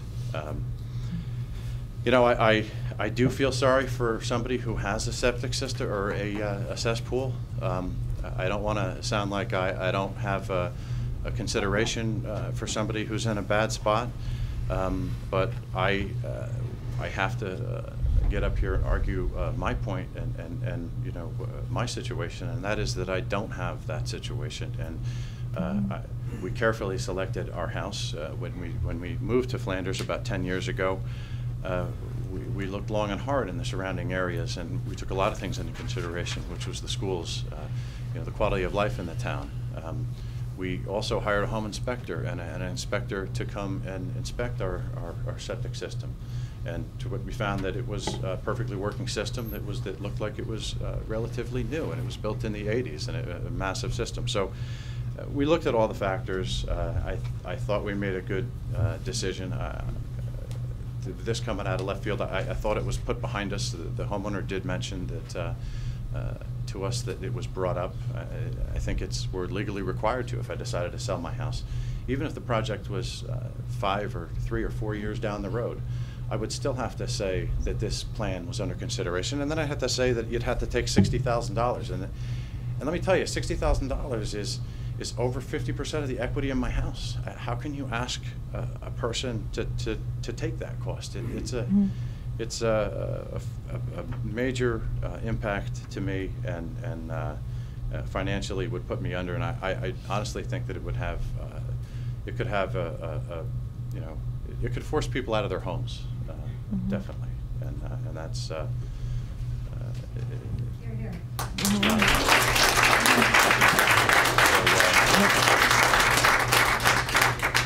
That's all I have to say about that. I thank you. And you understand that none of us up here want to force anybody out of their home. And we want, and I'm going to repeat it again, we want everyone to understand all the options this evening. And I have Elizabeth, you're next. Thanks, Ralph. Good evening. My name is Elizabeth Bancroft Hoke. I live at 75 Main Street. I'm here on behalf of myself as a resident and on behalf of the law offices of Matthew C. Johnston at 19 Park Place. I wanted to start by first asking, with regard to the map, the Morris County map, I believe a statement was made that there's a requirement that if we're being shown as being a sewered area on the map, that the municipality then has to provide sewer. Did I get that right? You have to come up to the mic, Christine, I'm sorry. In the current DEP regulations, municipalities who have a sewer service area are supposed to have an ordinance that require hookup. So in other words, if you're on a septic system within a sewer service area and capacity is available and a line is available, there's supposed to be a requirement for hookup. Yes. But the line has to be available. I believe the line has to be available. Okay. I just wanted to clarify that. Could I just clarify that? The line has to be available, or a line needs to be made available? Yeah, how does that work? All right, Fred? Yeah, I believe the actual line has to be within 200 feet of your property. So if it's not, then there's no mandatory hookup. Okay. I just thought that was worth clarifying. Before you move on, I don't want to be rude, but I have to step out for a moment for a personal reason, and I don't want to be rude and just get up and walk out. I'll be right back. Okay? Don't worry, I'm not going to take it that way. There have been a lot of numbers tossed out tonight, and we've gone from anywhere between possibly 29,000 to, some individuals believe that's going to cost them 60,000. And as Mrs. LeBeau has pointed out, this is an informational meeting, and I am talking to everybody in the room in addition to the council. And when the survey comes out next week, and you have to answer the question as to whether or not you think that this council should put more time and money into figuring out what the hard numbers are, what the options are, whether or not Patriots Way needs to be a part of it, what's what happens if Patriots Way isn't a part of it. I would hope that everyone would stop and really think about the fact that there are so many unknowns being tossed around tonight, that even if you think that in the long run you're not going to want to have a sewer, at least for those of us who are interested, give us a chance to find out what the hard numbers are. Give the municipality a chance to consider the alternatives that Mr. Ratner came up with, and to look and see what St. Elizabeth's can do, and what the Methodist Church can do, and what ARC can do, and then see where those numbers really come out. Because even though you think your sewer is perfect, I work in real estate, and on a daily basis, we get calls saying, "Oh God, the septic failed." Even when you don't think it is, and you think you've got the best septic in the world, septic fails. So, taking that into consideration, I hope that everyone, even if you don't think you're for it, would at least on the survey indicate to the council that you would like them to do some more work. You're not signing on the dotted line and saying, yes, I am for this. What you're doing is saying, please give me some more information. And, and I guess there's nothing more than that, but just please take this as an informational meeting, take everything you've heard and realize there's still so much not known. So, I can't bear the cost at $50,000. I'm not going to say yes at $50,000, but maybe it doesn't have to be. Maybe it can be the amount that it would cost to put in a septic, and then you're assessed over 20 years as opposed to one day. So I just would really hope that, in addition to the council being willing to take everything into consideration, that everybody in this room also take into consideration that we all live together in this municipality, and we have to give each other a chance, even if it means, waiting to see what the hard numbers are before you automatically say no. So, maybe there's something out there that we don't know right now. So please at least just give it a chance. And when you get the survey, indicate that, yes, you would like for more information to be presented before you make a hard, firm decision. Thank you. I just want to clarify something, Jack. I'm not really clear on one part of it. For the assessment, obviously, I think everybody in this room agrees $50,000 is way too much money. And you said that for the assessment on the property, and I think Steve had touched on also, like with the, I'll give about like sewer system, if it was evident of 100% of the cost, the homeowner was assessed about 75%, and the municipality, the general taxation, paid for the other 25. So what would be that number? Is there a certain percentage on the value of their home we cannot assess a percentage over what the value would increase by over the years? How does that work? Yeah, I think what Steve said is that the municipality decided that 25%, I think was the number he used in the Bud Lake situation, would be borne by all of the taxpayers in the township, and 75% would go specifically to the users. With regard to what I was saying, is the valuation company that ultimately would get hired would value the benefit received. and they would take a look at various different situations, including the age of the septic, and say, put a determination on what they felt the benefit was for that particular homeowner. So there could be different numbers involved in that. And how does it work as far as the regulations? And maybe Fred can help me out here. A certain percentage you're not allowed to. You can't assess higher than what the benefit will be. Is that correct?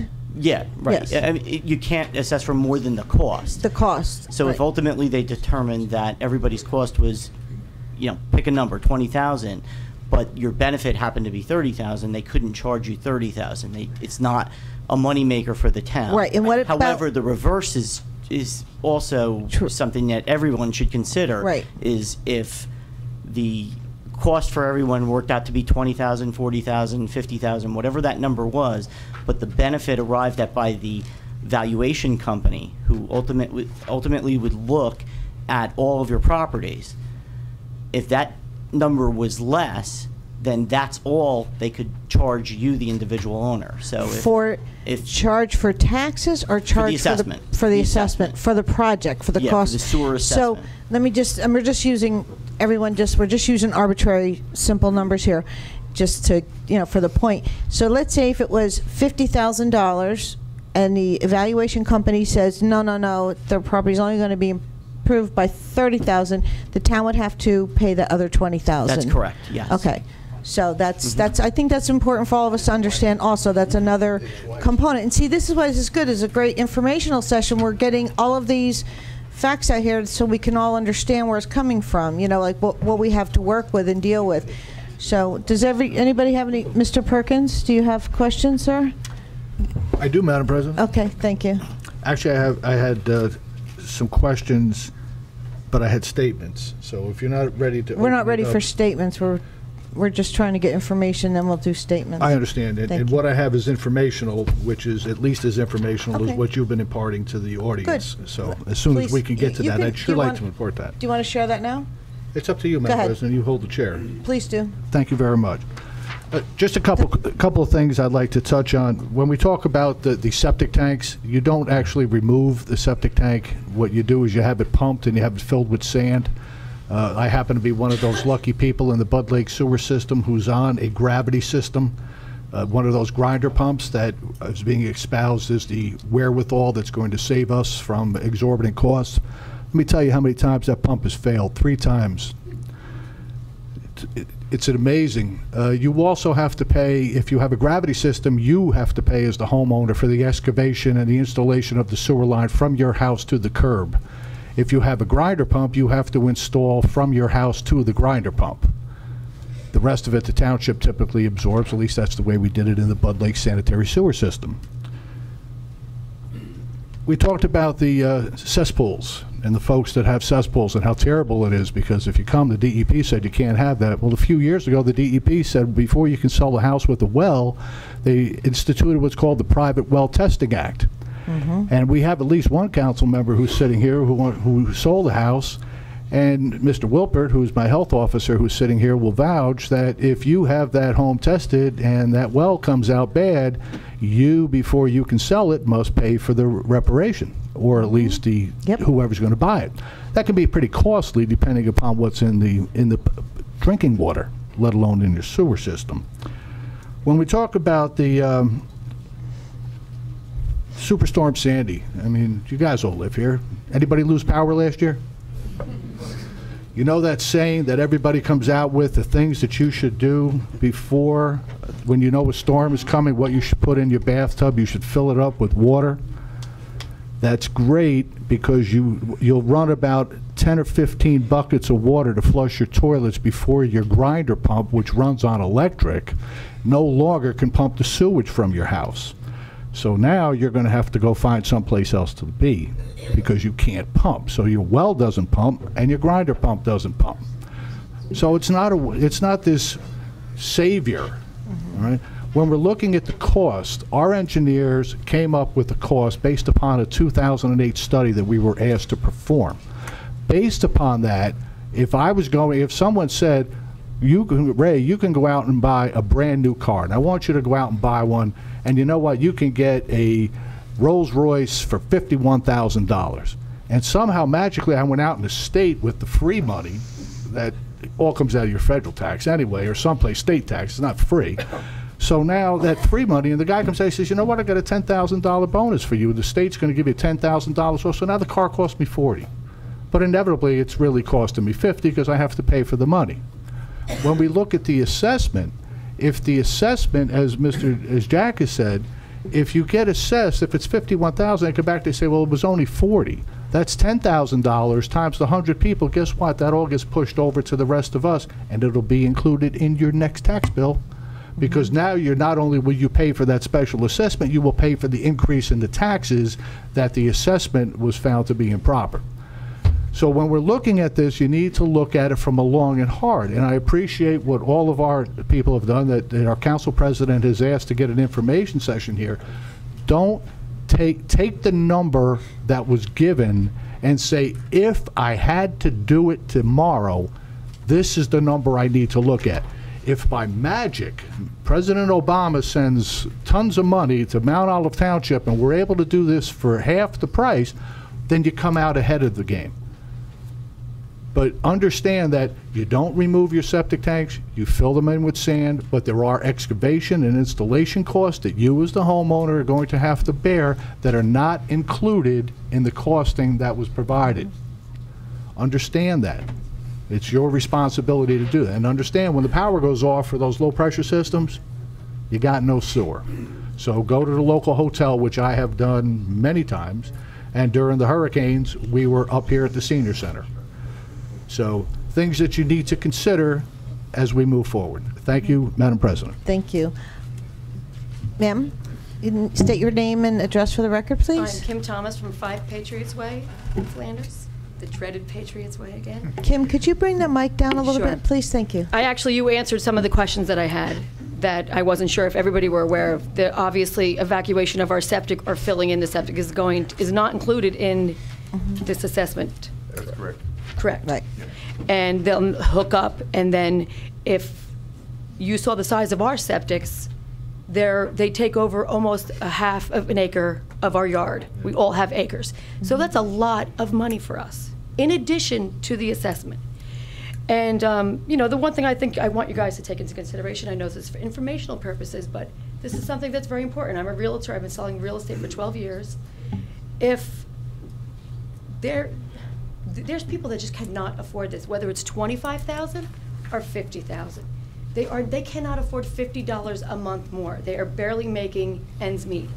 And you know what's going to happen? We're going to have short sales, and we're going to have foreclosures, and that's going to devalue the property of everybody in Flanders, not just the people without sewers and cesspools. It's going to devalue Flanders Crossing, Clover Hill. It's just a fact. And unfortunately, I've talked to probably 7 families that will probably have to, if they have any additional costs to their home, will probably have to leave their homes. And that's just something I think that needs to be taken into consideration. And we keep talking about, the differences between how much more our homes will be valued if we have a sewer as opposed to a septic. I have total empathy for the people that have cesspools. I do. And I have total empathy for the people that have septics, but there are alternatives. I've had them in sales all the time. Mount Olive is one of the strictest towns to sell a house with a septic that does not function properly. But there are many times where I've had a septic that fails, and the septic person will take payment at closing. So it comes out of the cost of their home instead of they don't have $30,000 extra in the bank account. So there are alternatives for people that have a failing septic. It's not, you can't change hands, I understand that, but there are alternatives. There's also alternatives that need to be looked into about mini septic systems for for some of those smaller homes on Main Street that can't put a septic system in their yards. There are alternatives. I've talked to Robertson Excavating and Peach Brothers, who said they would be glad to provide estimates for mini septic systems. Because I do agree, there probably are houses in Main Street and Park Place that are in dire need. But Kim? to have other families affected and probably maybe lose homes, it just doesn't seem worth it to me. Kim, also, Mr. Canning had found out that the DEP will allow, and Sean, correct me if I'm wrong, if there's one house that cannot put a septic in, but the house next door can, they will allow a shared septic, which is also an alternative. And I don't know if that's what you're talking about with a mini? Yeah, there's actually a development, I'm sorry, that in Flanders, and I can't think of the name of the street next, I'm totally nervous, but it's actually a Toll Brothers development. And they have, I understand, a leach field of all the homes that go into one big... They have their own treatment plant.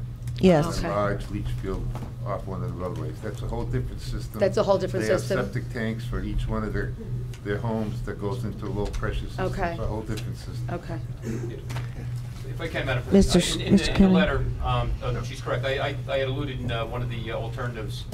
We tried being as thorough as possible, and it was called the mini sewer service area. So you're correct in that, and I think that was in a letter that I sent to the residents. Yeah, you did mention that, and like I said, I talked to Robertson and Peach Brothers, and they, they're willing to, they said it was possible. Yeah. Also, I really, I get concerned for the value of our homes, and I really don't think there'll be much of an increase in the value of, let's just say, for example, our homes on Patriots Way are valued as the same as Flanders Crossing homes, almost within $10,000. And they have sewers, and we don't. And their houses are much younger than ours. So I don't see a big increase in value. Unless, in 20 years, when your assessment's paid off, then there'll be some increase. And when you say 3 years of construction, that's gonna leave people that wanna sell their homes in limbo. They have to disclose this to homeowners. How are they gonna say, well, it could be 20, could be 50? No one's gonna wanna buy that house. And again, you're gonna affect the value of the homes. Thank you. Thank you, Kim. The next person? Hi, my name is Carrie Cifaretto from 7 Patriots Way, and I don't know who to direct my question to, but I was wondering if, for the people that do have cesspools, because I do feel bad for these people that desperately need some help, and I think my neighbors have spoken enough about our hardships, and it's really, really going to be tough, and many of us will have to leave our homes. But the people that do have cesspools, is there any sort of state aid or some sort of something that they can get that can help them if there was a group of them, rather than putting this burden on everyone else? And I realize there are people that are interested and that do have septics, and they do, they are considering the sewers. But the people that genuinely need it, is there any sort of state aid or something that can financially help them as a group from the township or the state or something, so that the burden isn't put on everyone else that doesn't really need it? Mhm. So. Mr. Canning, do you know the answer to that? If there Jean is. just suggested perhaps a community development block grant. I don't know if that'd be eligible or not. You know what, in the Morris County, probably not, because it's not in that section. They have the maps. The two things, the two areas of relief we tried identifying was the mini sewer service area. Again, recognizing that the cost is exorbitant, and likely would get the reaction that we have seen so far. So we tried contacting the DEP, and it's tough getting through the DEP, I got to tell you. But I was able to get to the author of the NJAC code, which started all this with the cesspools and the failing septics. With cesspools, there is some relief in the code, but there's also possible relief when you get what you call the mini sewer service areas. Now that begets a whole other set of regulatory problems from DEP, which I am not an expert on. But from my conversations, perhaps Gene can pick up where I'm remiss. Basically, 2 or 3 homeowners would be able to get together. One would act as a host. It'd be like a shared service among private parties. And with that type of shared service agreement among private entities, if you will, and the township not involved, they'd be able to then satisfy the requirement, sell your home, you'd have a joint, basically a mini sewer system, which is just one big septic system. Again, but that does beget its own problems then, because now, how does it become enforceable between private parties, and you get into that. One second, real quick, Gene. The other area we looked into, we tried identifying on the map if there was an area of vacant property in Old Flanders Triangle that the township owned, that we could actually host something like that, provide relief. We didn't find anything in the Main Street Old Flanders Triangle area, but that was, I think you had asked me to examine that, and we went, myself and Jack and some others had gone through the tax maps, and we tried identifying something to get that relief, but that was unsuccessful. But Right. Gene, it's not that simple with the mini systems, because you get to a point where you can't get local approval. You have to go DEP and get treatment works approval, which is costly too. So, you know, they'll have to explore all alternatives. But once you start getting back into the DEP, you get to the same point that you mentioned earlier. The cost starts raising for these people. Right. So it's something you got to look into. Well, you guys are talking about the mini sewer systems, but it may be people that are on two different sections that aren't even close together, so a mini septic or mini system wouldn't work. Could you speak louder? I'm sorry. Yeah. I'm saying that you're talking about a mini system, but if there's 2 people or 5 people on their spaced apart, you obviously can't have them on the same system. Right. What I meant is for these people that have the cesspools that are really having problems, is there some sort of town aid, state aid, or some sort of monies for them to help them out as a group rather than the burden to everyone? Or Unfortunately, as far as I know, the DEP made the regulation of the cesspools. I didn't figure out how you're going to fund it for these people that need it. Right. I'm not aware of any funding. That's one of the things we talked about last year when I brought it up at the council meeting. Mr. Samrow actually checked into that because it was like they make this law and they give us no options, you know, and that's why we were concerned. We wanted to make sure everybody was aware of what was going on. So when you do try to sell your house, that this is something that you might be coming across. But yeah, they made this law and they don't even tell you who's responsible to pay for it, the seller or the buyer. It's just so vague. It's incredible, and this is why I wanted to make sure that all of our residents that are most impacted by this understand what's going on and what the options. But that's a good question, and I would hope that they do at some point make some kind of special funding available, because it's, you know, I'm obviously very upset that they just turned around and did this to our residents, and it's not right and it's not fair. If you don't mind, I just have one sort of on the same line, but I know Elizabeth had said, you know, hopefully everyone will go forward and at least get the information. But if all of us said, yeah, sure, give us the information, how much closer, I mean, we still have the option of backing out of it. How much closer are we to being stuck into it if we decided afterwards we got the information, but we don't want this? That's a good question, because I was thinking about that before. Mr. Kenning, to do further investigation, we're looking at a substantial sum of money to do further investigation. The direction I received from this council, now that could change tonight. The direction I received was to prepare a survey. Now that survey, which Mr. Semrau's office, our township attorney, had vetted, currently says, yes, I'm in, or no, I'm not in. Now, that can change based upon council instruction to me tonight, if you wish to change that. So that's where we currently are now.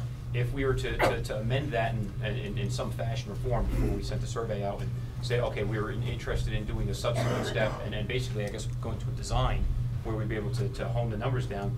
The design itself, I'll let Gene speak to it some more, but it's substantial in cost. It's not anticipated in this year's budget. We would have to anticipate it in the 2014 budget. And I'll let Gene elaborate as to the cost on the design.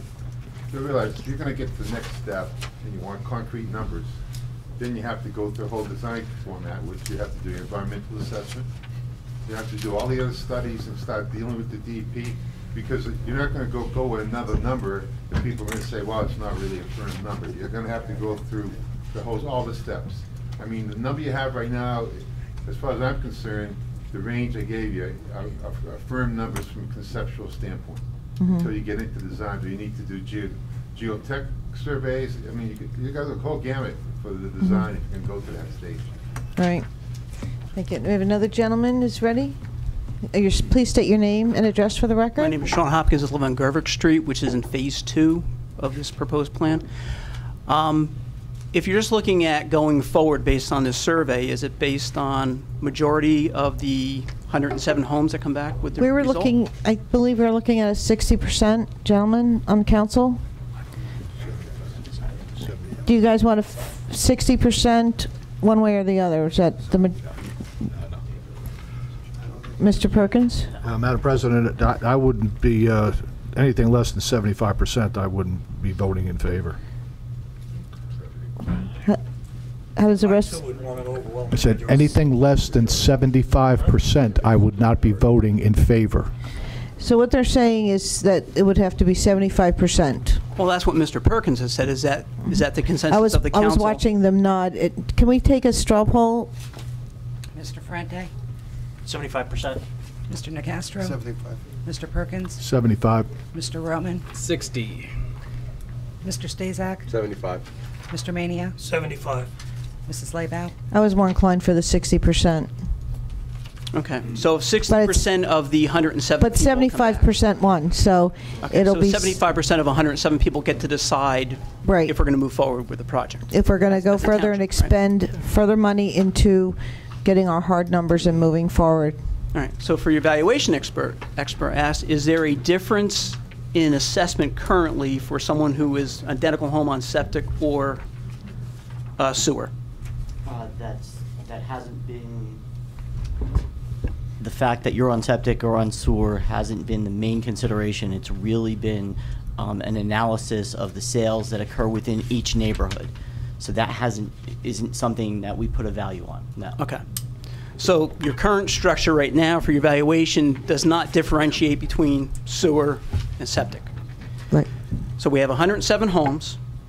We have 14 that definitely have cesspools that have to have some kind of replacement if they sell. And we have 12 that are uncertain. So 25% of the homes may need to have some kind of upgrade. 75% of the homes we know don't need any upgrade. Well, we're not sure. We're not. That's a number that we're unsure of. Well, we only know that 14. We know I'm giving you the benefit of another 12 that you say we don't know what kind of system. We know Everybody else we know has a septic system. Right. Okay.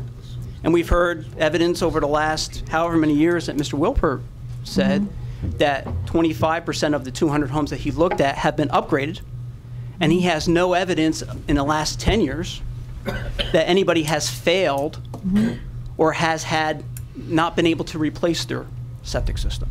Right. Right. So we have to assume, based on what we have right now, that 75% of the homes do not have to replace their septic system. Don't have issues. Okay.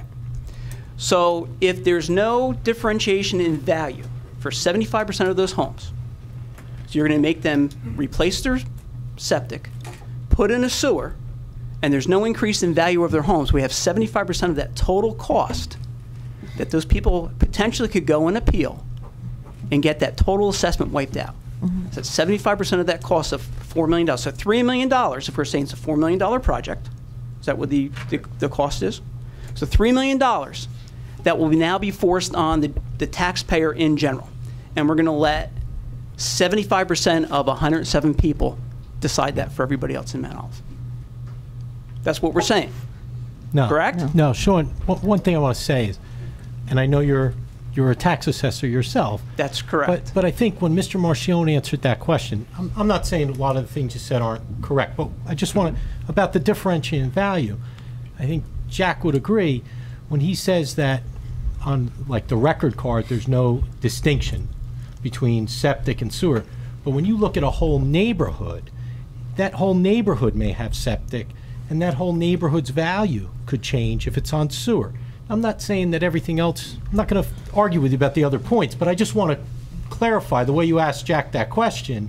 I think, you understand what I'm saying by that, Jack? Yes, I think that's fair. You're looking at it in mass appraisal, you're looking at the neighborhood. The and entire typically neighborhood. Okay, 100% of the people in the neighborhood have septic or sewer. Okay. Well, then I'll qualify my question a little bit further. Are you aware of any study, in your experience as an appraiser or as an assessor, that has shown that values of properties are increased with having sewer as opposed to septic? I am not aware of any study. That's okay. So my 25 years as an assessor who's responsible for over $4 billion of value every year, I am not aware of that. I have spoken to other valuation experts, and they are not aware of it. There's no definitive answer that says having sewer over septic makes an increase in value. Now, if you have a failing sewer system, whether it be septic or sewer, then obviously you have a problem. But that's a problem in and of itself of, do I need sewer? Should I put sewer in? We get, and I have another question as far as, what is the annual cost for your sewer charge? That hasn't been talked about. I mean, sewers aren't free. You have the cost of, whether it be $30,000, $40,000, $50,000, plus you have to hook into the sewer. But every year you have a sewer charge on top of that. What are the annual sewer charges in Mount Olive? Every system is different. The Bud Lake sewer system is $180 a quarter. Jim So stays that's at $720 a year. $110 a quarter for Clover Hill. And Mr. Nicastro, you're on that Wyndham Point system. Yours is substantially higher. Yeah, around 1,200. How much is it? think it's around 1,200. Yeah, you're like $450 a quarter. Yeah, it's and it's a lot. Jim has, or Joe's system is what we talked about before, where it's the whole development, you Right. know, and that's, you know. So we're going from 440 to 1,250 a year for the right to use the sewers, Right. plus whatever your maintenance is on top of that. Mhm. Okay. Now we've also, I came back here in 2008 and I heard the anecdotal evidence that different systems in Old Flanders were failing and it's terrible. We need to have these sewers right away. 5 years later, has anybody gone out and done a survey or required those people to get repairs, maintain them, made sure that they're pumping them, anything like that? There, I think Mr. Whipper answered that question. There are some. Sean, one of the things that's worked so well in that area, aside from the cesspools, okay, is the fact that the systems that had to have repairs done were put on our septic maintenance. Frank, they can't hear you. Put on our septic maintenance program, okay, and are required to, they get a notification every 3 years to pump that system, and it's a rotating issue. Certain sections get it once a month, the next one gets it the next month, and so on. All right, so I think, you know, that hasn't been talked about here. Proper maintenance is key to a long life or a functioning septic system. Right. That's just a fact. That's why I suspect we don't have or haven't received that many complaints over in those areas, because once we do come upon a repair, okay, they're immediately placed on our septic maintenance program and are notified every 3 years. You must do this. You must get it. There's what they call a license to operate. Right, And which I have on my system. And so I'm on familiar several with of that. the other communities that we provide services to, they are now beginning to work in concert with the county on this also. The towns that we cover, such as Mount Arlington and well, Netcong is 100% sewered, and Warden's partially. You know, so they are all, the ones that have septics are on a maintenance program whereby they, every 3 years, they get a notification. Okay, and it's not only in this area of Flanders, but it's in all the areas of the township that are on septics that you know, as they are repaired or as their new ones are put on, they're put on this program. We have over 1,500 or so that are on the program right now. So I mean, that minimizes the amount of complaints that we get, and also it's a lot cheaper to do a pump out than to have to ultimately repair it. All right. So then you feel, is it fair to say that you feel confident that the anecdotal evidence that there are septic systems that are out there that may be failing or close to failing has been a little overstated here? Well, I would say we need to be vigilant and monitor the area. You know, I certainly believe it has had an impact in terms of the repairs and the continuous maintenance. I mean, people receive manuals from us. There's a manual right here that we offer when we do a license to operate. Tells you all about a septic system. You know, when we get a new homeowner that comes particularly from a sewer area, they know absolutely nothing about a septic system, and it has to go through that educational process, and we provide them pamphlets and so on to go through that, and we'll go with them and actually physically show them where their system is. Right. I mean, I can tell you, living in the area for a long time, I feel confident that there is not a rampant problem of failing septics. But if the council wants to feel that it would probably be prudent to put all the 107 homes on a septic maintenance program, where that they at least they have to say that we are maintaining our systems and we're pumping it out. If it's a $10 fee every 3 years just to register that, plus your pumping cost, which is $250 per tank, but that's every 3 years you have to have that cost. But that benefits the homeowner also by maintaining the system. I think that's a much cheaper alternative than saying that we need to put in a sewer line. The last point, which I think has been already spoken about by Ms. Marion here, saying that if you have a sewer line in the road, those properties have to hook up. Is that the correct statement? Yes. Right. So if you have a sewer area and the sewer line is available, those homes have to hook up. Wait, hold on. I just want to clarify that. There's a dry line in Patriots Way right now, but that that's dry not line... an active line. Huh? That's not an active line. It's not an active line, and it's not within 200 feet of making it active, so they would not be required to. At this point, but Right. if you put the sewer line Mhm. in Flanders area, some of those homes would be within the 200 feet. What about behind them, or to the side of them where you have Flanders Crossing? That's an active line. I don't think there's any easements effect that would trigger that.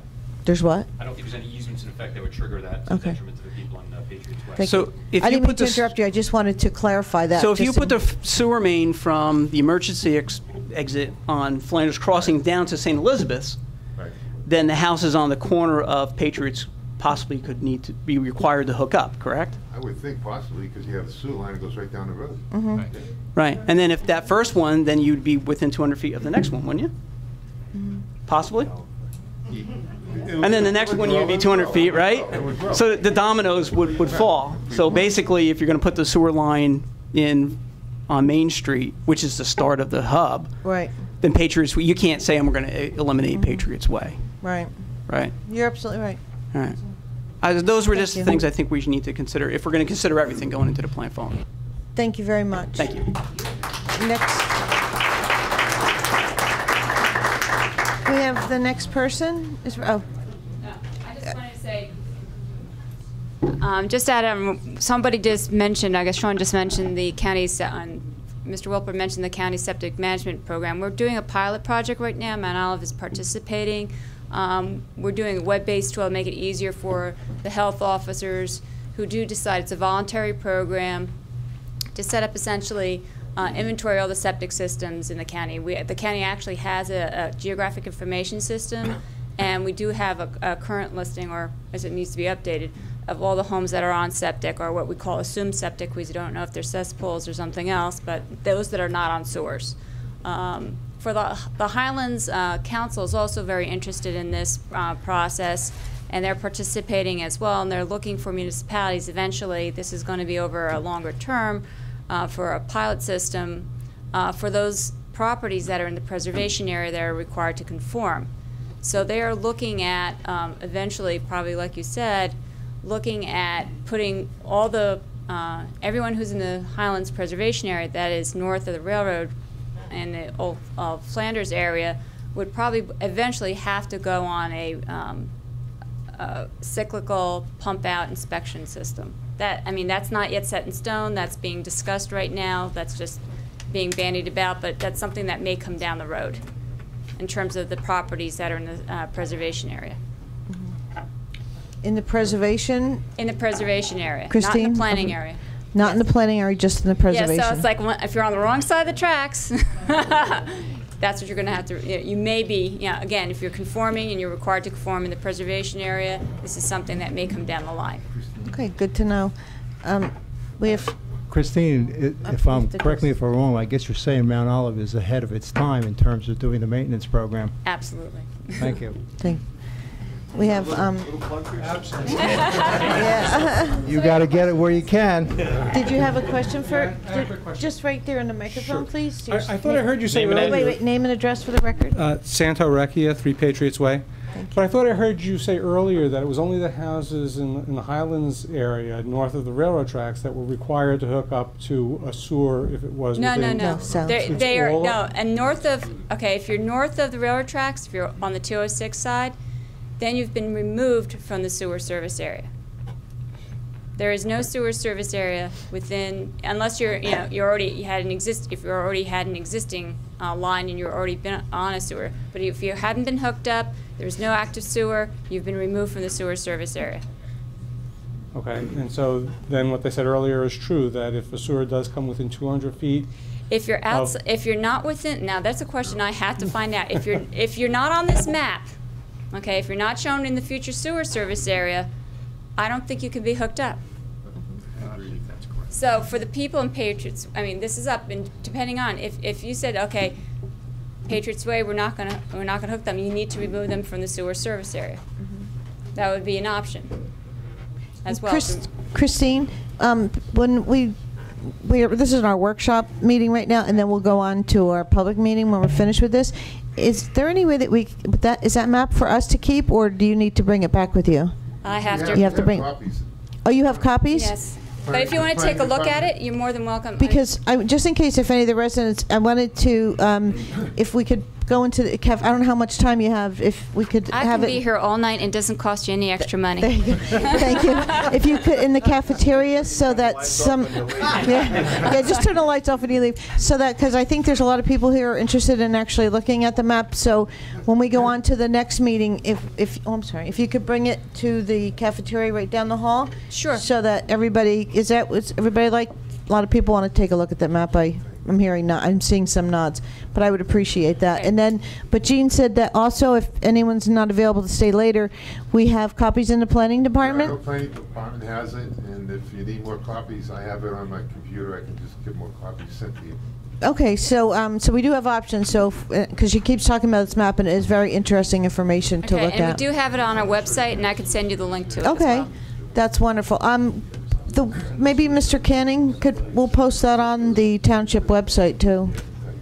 We have, I'm sorry. Just for clarification, speaking to Jean, that map will just show you whether or not your house is in the sewer service area. Right.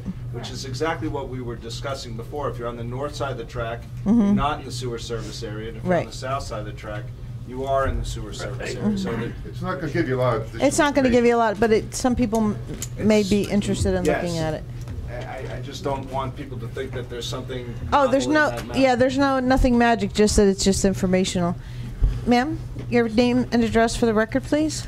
And my name's Carol Schoen, and I'm here on behalf of the Flanders Methodist Church. I'm a trustee with the church, and we just had a few concerns. Could you bring the microphone closer, please? Thank you. All right, one concern is we are 3 properties that will be involved. We have a parsonage, we have a thrift shop, and we have the sanctuary itself. So the burden upon us would be 3 buildings right now. And just for public notice, the burden of paying for this falls on the congregation and the congregation alone. It's not like there's a bigger church that we apply to and they hand us the money. This would become the congregation's problem as well. And we're right now pretty strapped,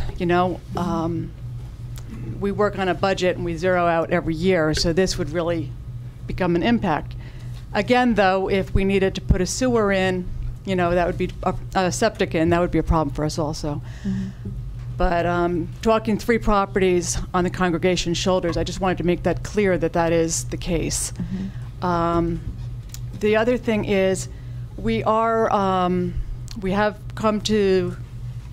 have sent people up here to talk to you about the fact that we need to renovate one of our properties.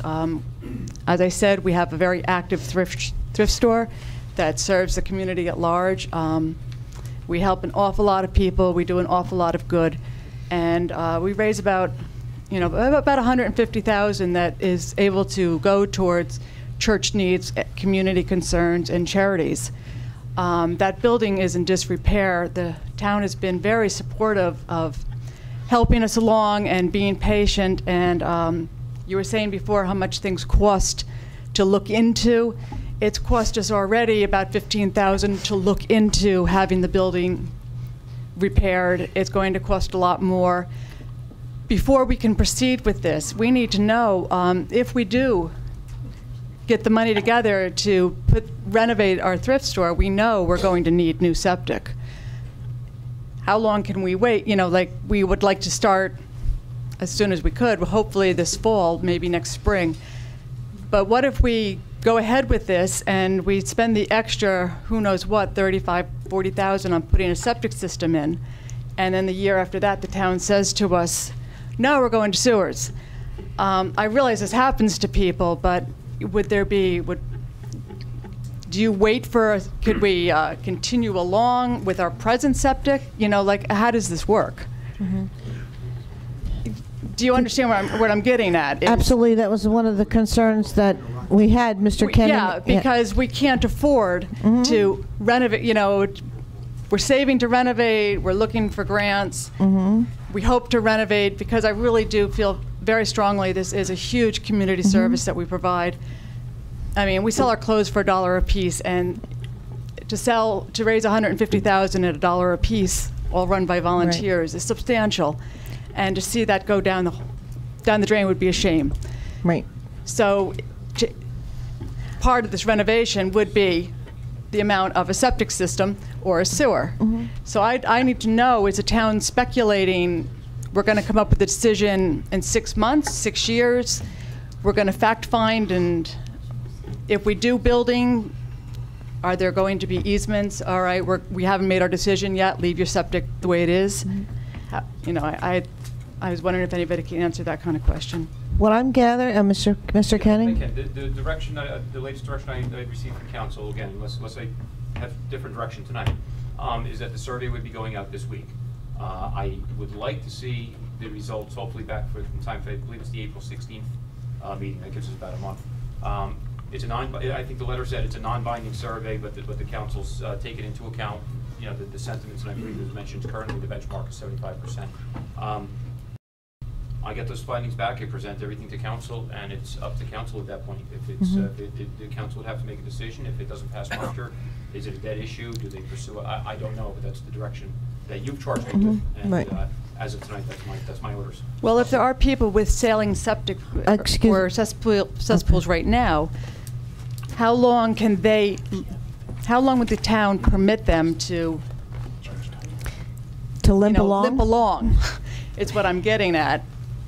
You know, because people are in the position of right now of saying, you know, my septic is not great, but they're looking at spending an awful lot of money to maybe only spend twice that amount. I agree with you. That's why it's like so difficult, because there's so many people who have issues now. There are other people who have no issues, and you can't wait 4, 5, 6 years and limp along. So, ask Mr. Semro. I mean, the town, we can't force them if we don't have you don't have a sewer in yet. You can't force them to put a septic in while you're waiting for the sewer. Right. I think the key is just timing, you know, how fast the decision will be forthcoming so you can plan accordingly. That's really the best answer that I can give you. It sounds as though, from what the administrator's saying, is if that's the direction he's given this evening, he's going to send those surveys out right away, and so that by this time next month, you know, everyone would have a real good idea. Well, again, if that's the process that's taken. That's really the best answer I could give you on that. Yeah, at that point, we get, 75% of the 107 say, yeah, we want to move forward with it. We're not going to be able to find the money this year's budget to move forward and do the investigation. It'll be next year.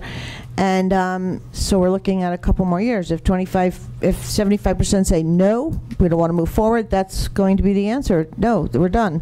We're not going to keep expending time and money into this.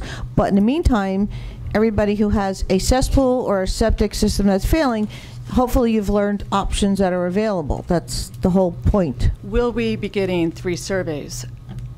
The surveys are going out. We are only the Flanders United Methodist Church, but as I said, we have 3 properties. You have so 3. Would the church be getting 3 surveys? Yes. Right. Okay. Yes, Thank you. There's 107 properties involved. Every property owner gets a survey. Every property. And Mr. Ferrante, did you have a Thank question? you very much. Or no, you were just saying 3. You have a question? No. Can I have, somebody else like to come up and speak? Oh, go ahead. Thank you. Your name? My name is Becky Gersey. I live at 6 Schmidt Lane. I was wondering, I just wanted to nail down the over and above, whatever the assessment price is. If you have an estimate of what it costs to fill in a septic, what the cost would be for the hookup, is it per foot away from the road? And back in 2008, you had mentioned for those of us who lived off of Main Street, it would require an extra, what I'm assuming was the grinder pump, an extra pump to get the water up to Main Street. Is that just for the gravity system? Does that apply to the low pressure system? Is that still in play, and what would that cost? Well, the low pressure system is where you would have your grinder pumps. Okay. When we did the investigation of the gravity sewer system, we found that we may need to have 2 grinder pumps for two homes only because of the elevations. Okay. But your grinder pumps are really associated with your pressure system. Okay, so for those of us who don't live right on the main road, right on Main Street, will we need something extra to get the water up to the main, if we were tied in? You'd say a side road or? No, there'll be sewers going on the side road. Okay, so, and is it cost per foot off of the main line? I'm just wondering. Oh, no, that About what are the estimates to fill in a septic and to get tied up to the main sewer is what I'm asking. okay, as far as going up Smith Street, that would be part of the sewer system. Schmidt Lane. Schmidt Lane, that Yes. would be part of the sewer system. Yeah, I don't think that's our question, though. I understand your question. It's the private hookup. Private hookup to the line. You'd have to hire a plumber, Mhm. and it would certainly be based upon the distance that they have to travel from where the street is to where they Okay, have to. so would you have an estimate of You what people have probably- paid? I'm gonna just throw you a number, probably about $1,500 maybe, Okay. maximum. Okay, and to fill in a Depending on septic, how would far you that, would have that to be go. your area? No, it isn't. Well, Mine isn't. You'd probably have to pump it out and then either fill it in place, not remove. Frank, we anything, but can't at the hear very you. least- I can't get much closer. Talk louder. Unless I talk louder? Yeah. Okay. Yes. You would probably have to get a pumper, pump the effluent out, and then fill in place with some controlled fill. Sand and gravel, pea gravel, or something that would stabilize it, prevent it from sinking. That's all taken into account with the plumber that you hire and the plumbing department. It's all done. That's part of the process, is filling in of the septic system at that point. Okay, thank you so much. Thank you. Ray? State your name and address for the record, please. Hi, I'm Ray Winch. I live at 27 Park Place in Flanders. I had a question regarding the cost of the project. In the 2008 version, the town had offered to pay about 20% of the cost that for items such as road resurfacing and things that would benefit the entire community. Is that still, has that been factored into the new numbers, or?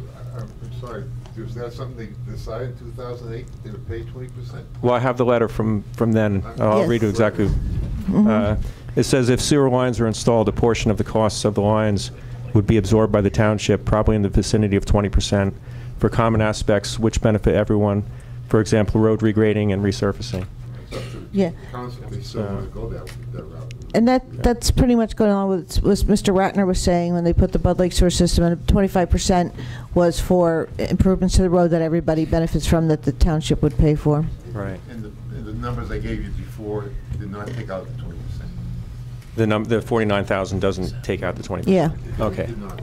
But would that? But it's undecided right now whether the town would pay for that, those I type think of that's what costs. your question is, Ray, is that the 49,000, 20% of that, or maybe 25% would be for road improvements, so that would come off on the, Well, you can't just take that, because that 49,000 isn't just the construction cost, Mhm. okay? I said earlier, the construction cost was 39,000, so you take 20% off of that maybe.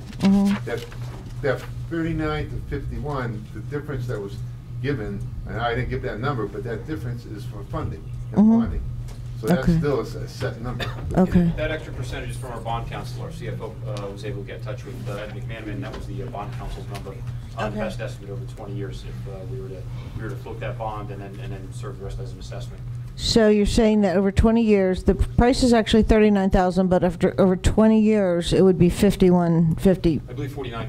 49. is the number that our bond counsel. And potentially of that, so Gene, your number on the 39,000 construction costs included the repaving of the roads? Right. Okay. It's just resurface. Resurface.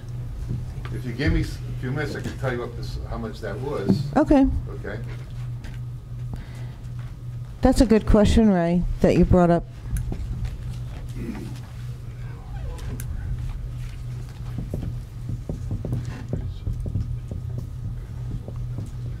About $400,000 for paving is what was included For all the streets? for all the streets.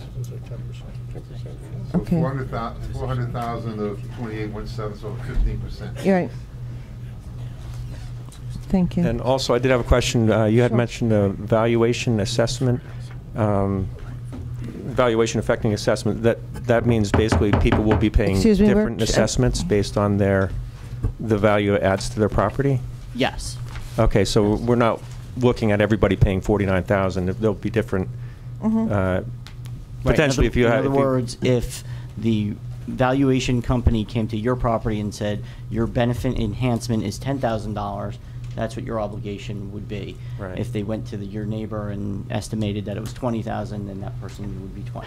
Okay, so a property that is so small they can't put in a septic and they'd have to put in a holding tank, their value for this system would be much greater than somebody with an acre of land that really doesn't need sewers.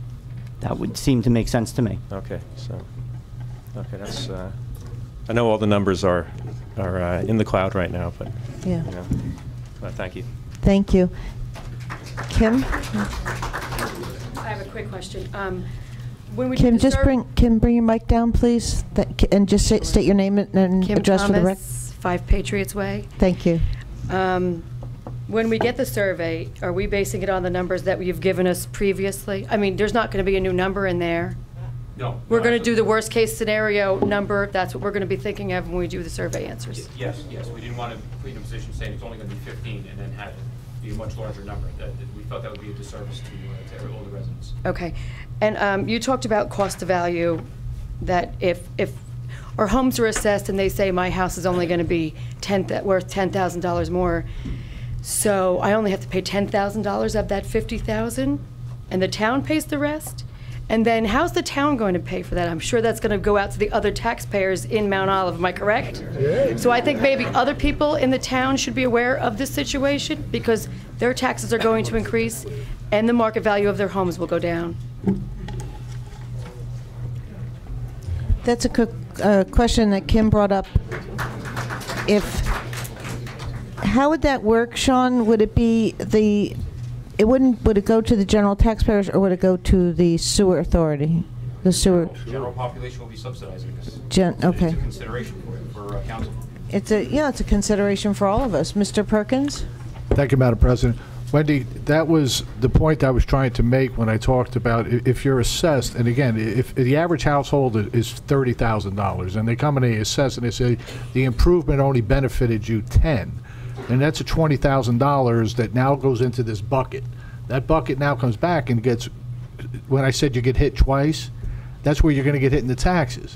So whatever, your assessment might be lower, and you'll have a little bit extra that's going to be included into your taxes, because we can't just pass it on to the rest of the sewer users. It has to be the general population. So when you look at this project, again, as I said, when you look at the survey, you need to say to yourself, it's $50,000, it's $40,000. Is this something that I think I want to do? It's a yes or a no. You can look at all the other variables of whether we may be able to get some state funding. You know, again, I take your point, it's not free money, but is there a possibility of any grants? You know, I doubt grants, but maybe there's low interest loans. Maybe there's some other ways that we could get things. Look at it for that, to try to lower the cost down. That may happen, then you'd be pleasantly surprised. You always like at the end of a project if it came in at less. Historically in government, most projects do not come in less than the engineering estimate. I think we're all smart enough to understand that. I'm 60 years old, I've been involved for many years, trust me, it doesn't happen. So assume the worst case. But when you look at the assessment, the improvement, when they come to assess Wendy, your house, and they look at it and they say, okay, the sewer benefited you by X dollars, that may not be what you really had to pay.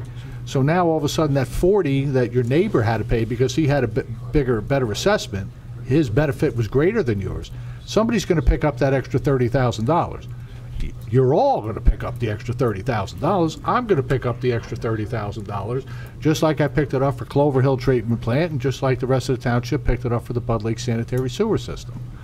So there's improvements, there's things that are going to get passed on to all of us by virtue of doing that, and I appreciate it. So your house, you know, maybe assessed slightly higher, and again, as Jack has said, it's on the land, it's not really on the house. So if you're looking at the land value, and you say, well, okay, this is what I'm being assessed, then everybody else picks up the burden. I mean, it's really not a good situation. It would be nice if it was just flat and everybody said, well, okay, everybody's going to pay the same thing. Unfortunately, that's just the way the evaluation comes with land, as Jack had explained early on in the process. So it's something else you should be aware of. I know I'm aware of it, because I'll be affected. Mr. Roman? Thank you, Mr. Perkins. Mr. Roman?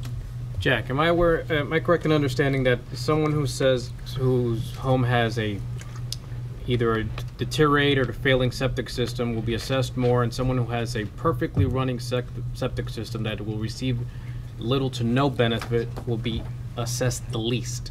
I think that's a logical assumption. I mean, you're going to play all different factors, whether or not they're in the highlands, the zoning, the lot size, et cetera, but you make a fair statement by saying that. So yes. based on earlier testimony, I would have to assume that the people living in Patriots Way would see the least amount of increase in assessment. As a general statement, because their septic system is newer and appears not to be failing, I think that's a fair statement. And and it is also assuming that the $50,000 amount that's been bandied about would be nowhere near what they would be paying directly. Yes, very likely. Thank you. Mr. Mania? I don't know if I'm out of order, but I'll bet if we have 30-plus people out of the 107 right here tonight who say no, right now, why bother to send a survey out? Maybe we could take an informal vote, have them raise their hand if they're one of the 107 property owners. Out of the group, how many are opposed? Just a thought.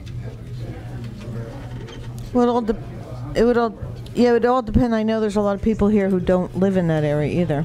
They're just here for information. So I think, John, I agree with you to a certain degree, but on the other hand, I think that we want to include all of the residents, whether they're here or not tonight. You know, how does the rest of the council, I mean, do you want to? Poll the council, see if Yeah, that's what I'm saying. The rest of the council. Yeah, it wouldn't. I mean, either one. It wouldn't be binding. Yeah, neither one is binding anyway. So you want to just get for a feel? A feel? Council, do you want? Let them raise their hand. Can I have a straw poll? All right, the question on the table is, does the council want to have, we're doing a straw poll of the council, would we like to have a show of hands on who is in, I guess, which one, in favor of it? Well, who's in the... One second.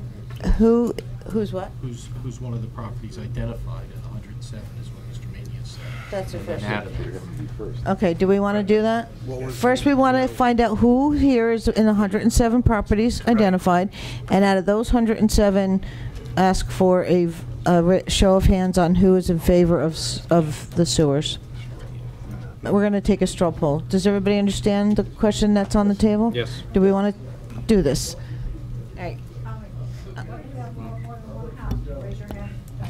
That's it. Actually, Ms. Shelton brought up a really good point. She has 7 houses. Does she raise her hand 7 times? Yeah. Well, if you're looking to get information, Yeah. somebody can step forward. Right. If it's multiple properties, it's informal. I think we're just going to let this. We're going to. Do we just want to have the survey go out, or do you want to take this vote tonight? Send a survey out. Just send the survey. All right, we're doing a straw poll. Mrs. Lashway, we're doing a straw poll. Do you want the survey to go out, or do you want to take a vote here? We're asking, do you want the survey to go out? Is the question on the table right now? Mr. Frente. Survey.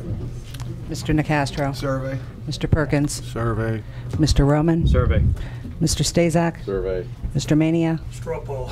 Mrs. Laybow. Survey. But good. It was a good question, Mr. Mania.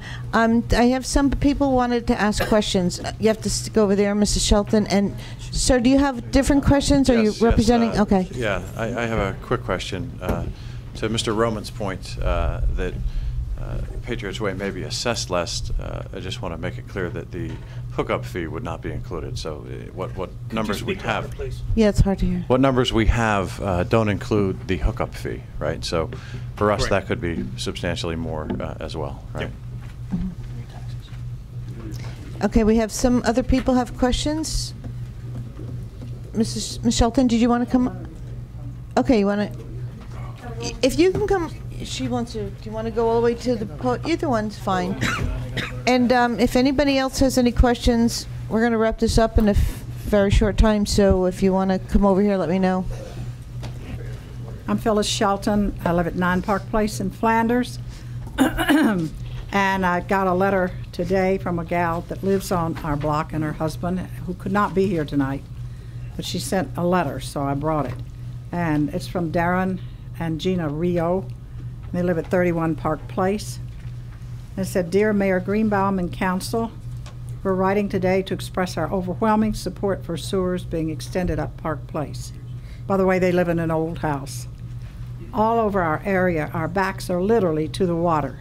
There's little to no room for the septics we need so soon, or will need. What homeowners are going to announce that their septic system is near failure? What homeowners are going to risk losing a certificate of occupancy or an ability to ultimately sell? Sewers actually do enhance property values. I'll just stop right there for 1 second, saying that I've been in the real estate business for 30 years now, and I can verify what she just said. This is true. They do enhance. I just had a home inspection yesterday, not far from here. The guy was so excited about the house. The home inspection came, then the septic guy came. It failed. They're backing out today. It's very sad. And your Patriots Way houses from 1984, let's say, somewhere in there, I remember when they were being built, that's a 29-year-old septic now. I know it's still running and it's good, but after 29 years, septics don't get sick, they'll just kind of die, and you'll see that. Not now, not now. Excuse me, no. Let her finish, Let me please. That's finish. her opinion. Nothing bad about your septics.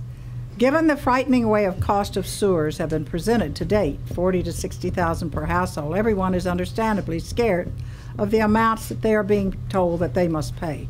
A $4 million cost, the sewer connection is already at the foot of our hill.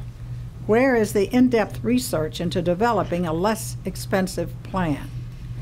Where is the search for longer-term, low-interest financing? And why is there a general feeling that every effort is being utilized to frighten long-standing residents to primarily benefit the latest development? That's not you people, I'm sure. She meant the new development coming in. And the newest arrivals to Mount Olive. Respectfully yours, Gina and Rio, and Darren Rio. But I'm wondering what does, and I won't stay here long because you know how I feel, to the these historic homes that we've, taken care of and kept up, where there's water all around us. Where are we going to put the septics?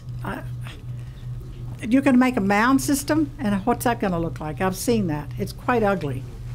And if we think about anything in history, we should have some kind of help with considering septics to sewers. I'm really sorry, and I've thought about this a lot, but it's our last chance to think about this. And I had thought before if Patriots Way could just be crossed over. I don't know if that's possible. You all, some said yes and some said no. And that there are the lines in there. I didn't even know that till tonight. That later, perhaps, maybe, they could hook up if their septics are all working now. Anyway, that's all I have to say. I'm just wondering what's going to happen to the historic homes if we have to go on like this and we're all surrounded by water everywhere, front, back, side. Okay, thanks. Sean, I have a question. For Park Place and what Ralph brought up before about hooking into possibly Roxbury, because of the geographic location of Park Place so close to Roxbury, would they possibly be able to hook in if we went that route? Park. Hmm? I don't think Park. What? Up by Beaver Lane. I'm not sure where the line is that you tie into Roxbury. We don't. Okay. Because I'm just thinking over there on Park Place, you're just right around the corner on Hillside, and if the lines come down that far on Hillside from Roxbury, maybe it's a possibility. I'm just thinking for an alternative. Guess we'll have to find out. Okay. We have, anybody else have any other, Can I ask a couple I'm sorry, technical what? questions? Yeah, we're going to just go a couple more minutes because we're getting really late here. But Mr. Pryor? Thank you. James Pryor on behalf of the Patriots Way homeowners. With respect to Excuse me 1 second. Please, can we want to hear what Mr. Pryor has to say, if we could just keep it down. Thank you. With respect to the survey of the 107 properties and the 75%, would that be 75% of the respondents or 75% of the 107 properties? Because I assume that you're not going to get a 100% That's a very good question. Very good question. Council, do we want 75% of the responding or 100 or 75% of the total property? 75% Respondents. Yeah. Respondents. Right. It's like you don't respond, then you're gonna you So- don't vote. You don't vote. I just want to clarify, just to make sure everybody's on the same page.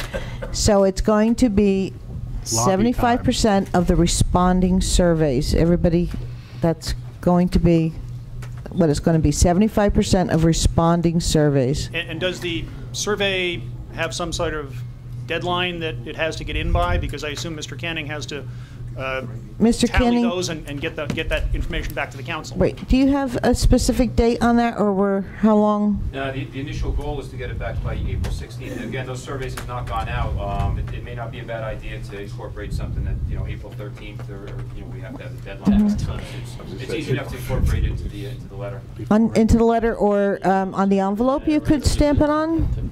Yeah, well, as of now, we tend to do certified letters on those surveys. So, I mean, I'd probably prefer to put it right across the header of the... Okay. So we're going to say April 13th is the deadline for the response date. And if I might suggest, you might want to do certified and regular, just because as an attorney I send out I couldn't certified hear mail, you. and sometimes you might want to send out regular in addition to the survey, because certified, because some people do not accept certified mail. If I can, one last question with respect to dissemination of the responses. Obviously, Mr. Canning's going to be getting those. Is there any plan to provide that information in advance, or do we have to come on the 16th and find out the verdict, or is there a proposal for that? I suggest you just call Mr. Canning. He'll tell you what the numbers are. Sounds can- good. As soon as he has them, in We fact, can- you should leave your number so that Sean will call you Right. when he has something. And we could also post it right on the website and on our Facebook pages. And we'll make sure everybody gets, but everybody's welcome to call to get the information as well. Anybody else have any There questions? was one other question my client was right here. Said of the that includes the 33 homes. I think that was the question. The 107 includes the 33 homes that are in the preservation area, right, Mr. Canning? There's question 1 and question 2. Now the 33 homes. So you have a potential 107. Take out the 33 out of that are ineligible for sewer, but for, we didn't talk about it much tonight, Highlands waiver. There's still a possibility to get to a Highlands waiver. So we have question 1, 107 properties. Question 2, less 33, which that comes up to 74 whatever. So that's question 1, question 2. And that's where we're at with the survey.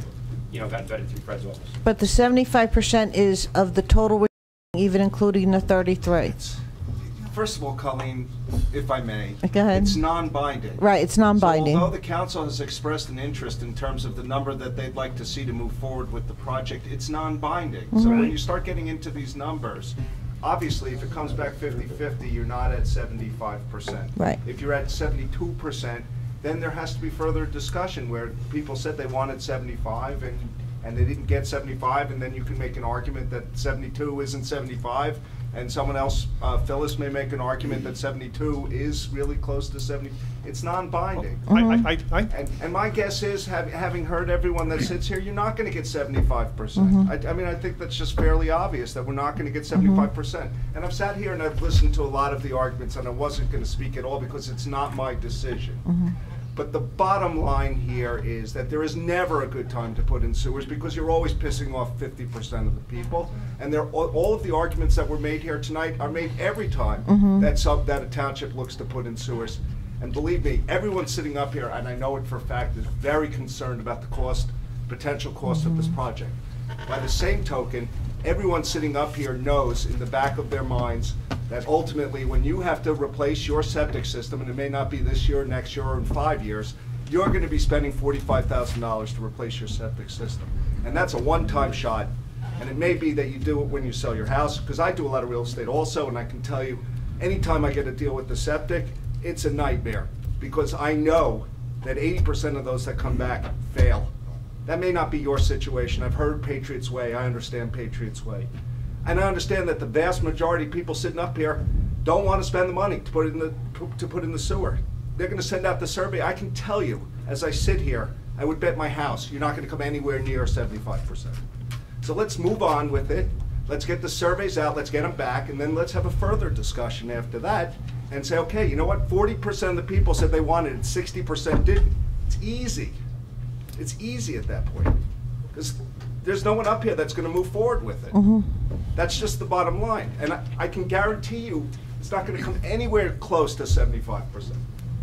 Well, my final comment would be, if that's the case, then fine, but if it's close to, if it doesn't hit 75%, I've got some clients who heard 75% tonight, and that's what we're going to be looking at. I can appreciate that. It's not my decision. As I said, I was just voicing my opinion after having sat here all night and listened very intently to everyone's concerns.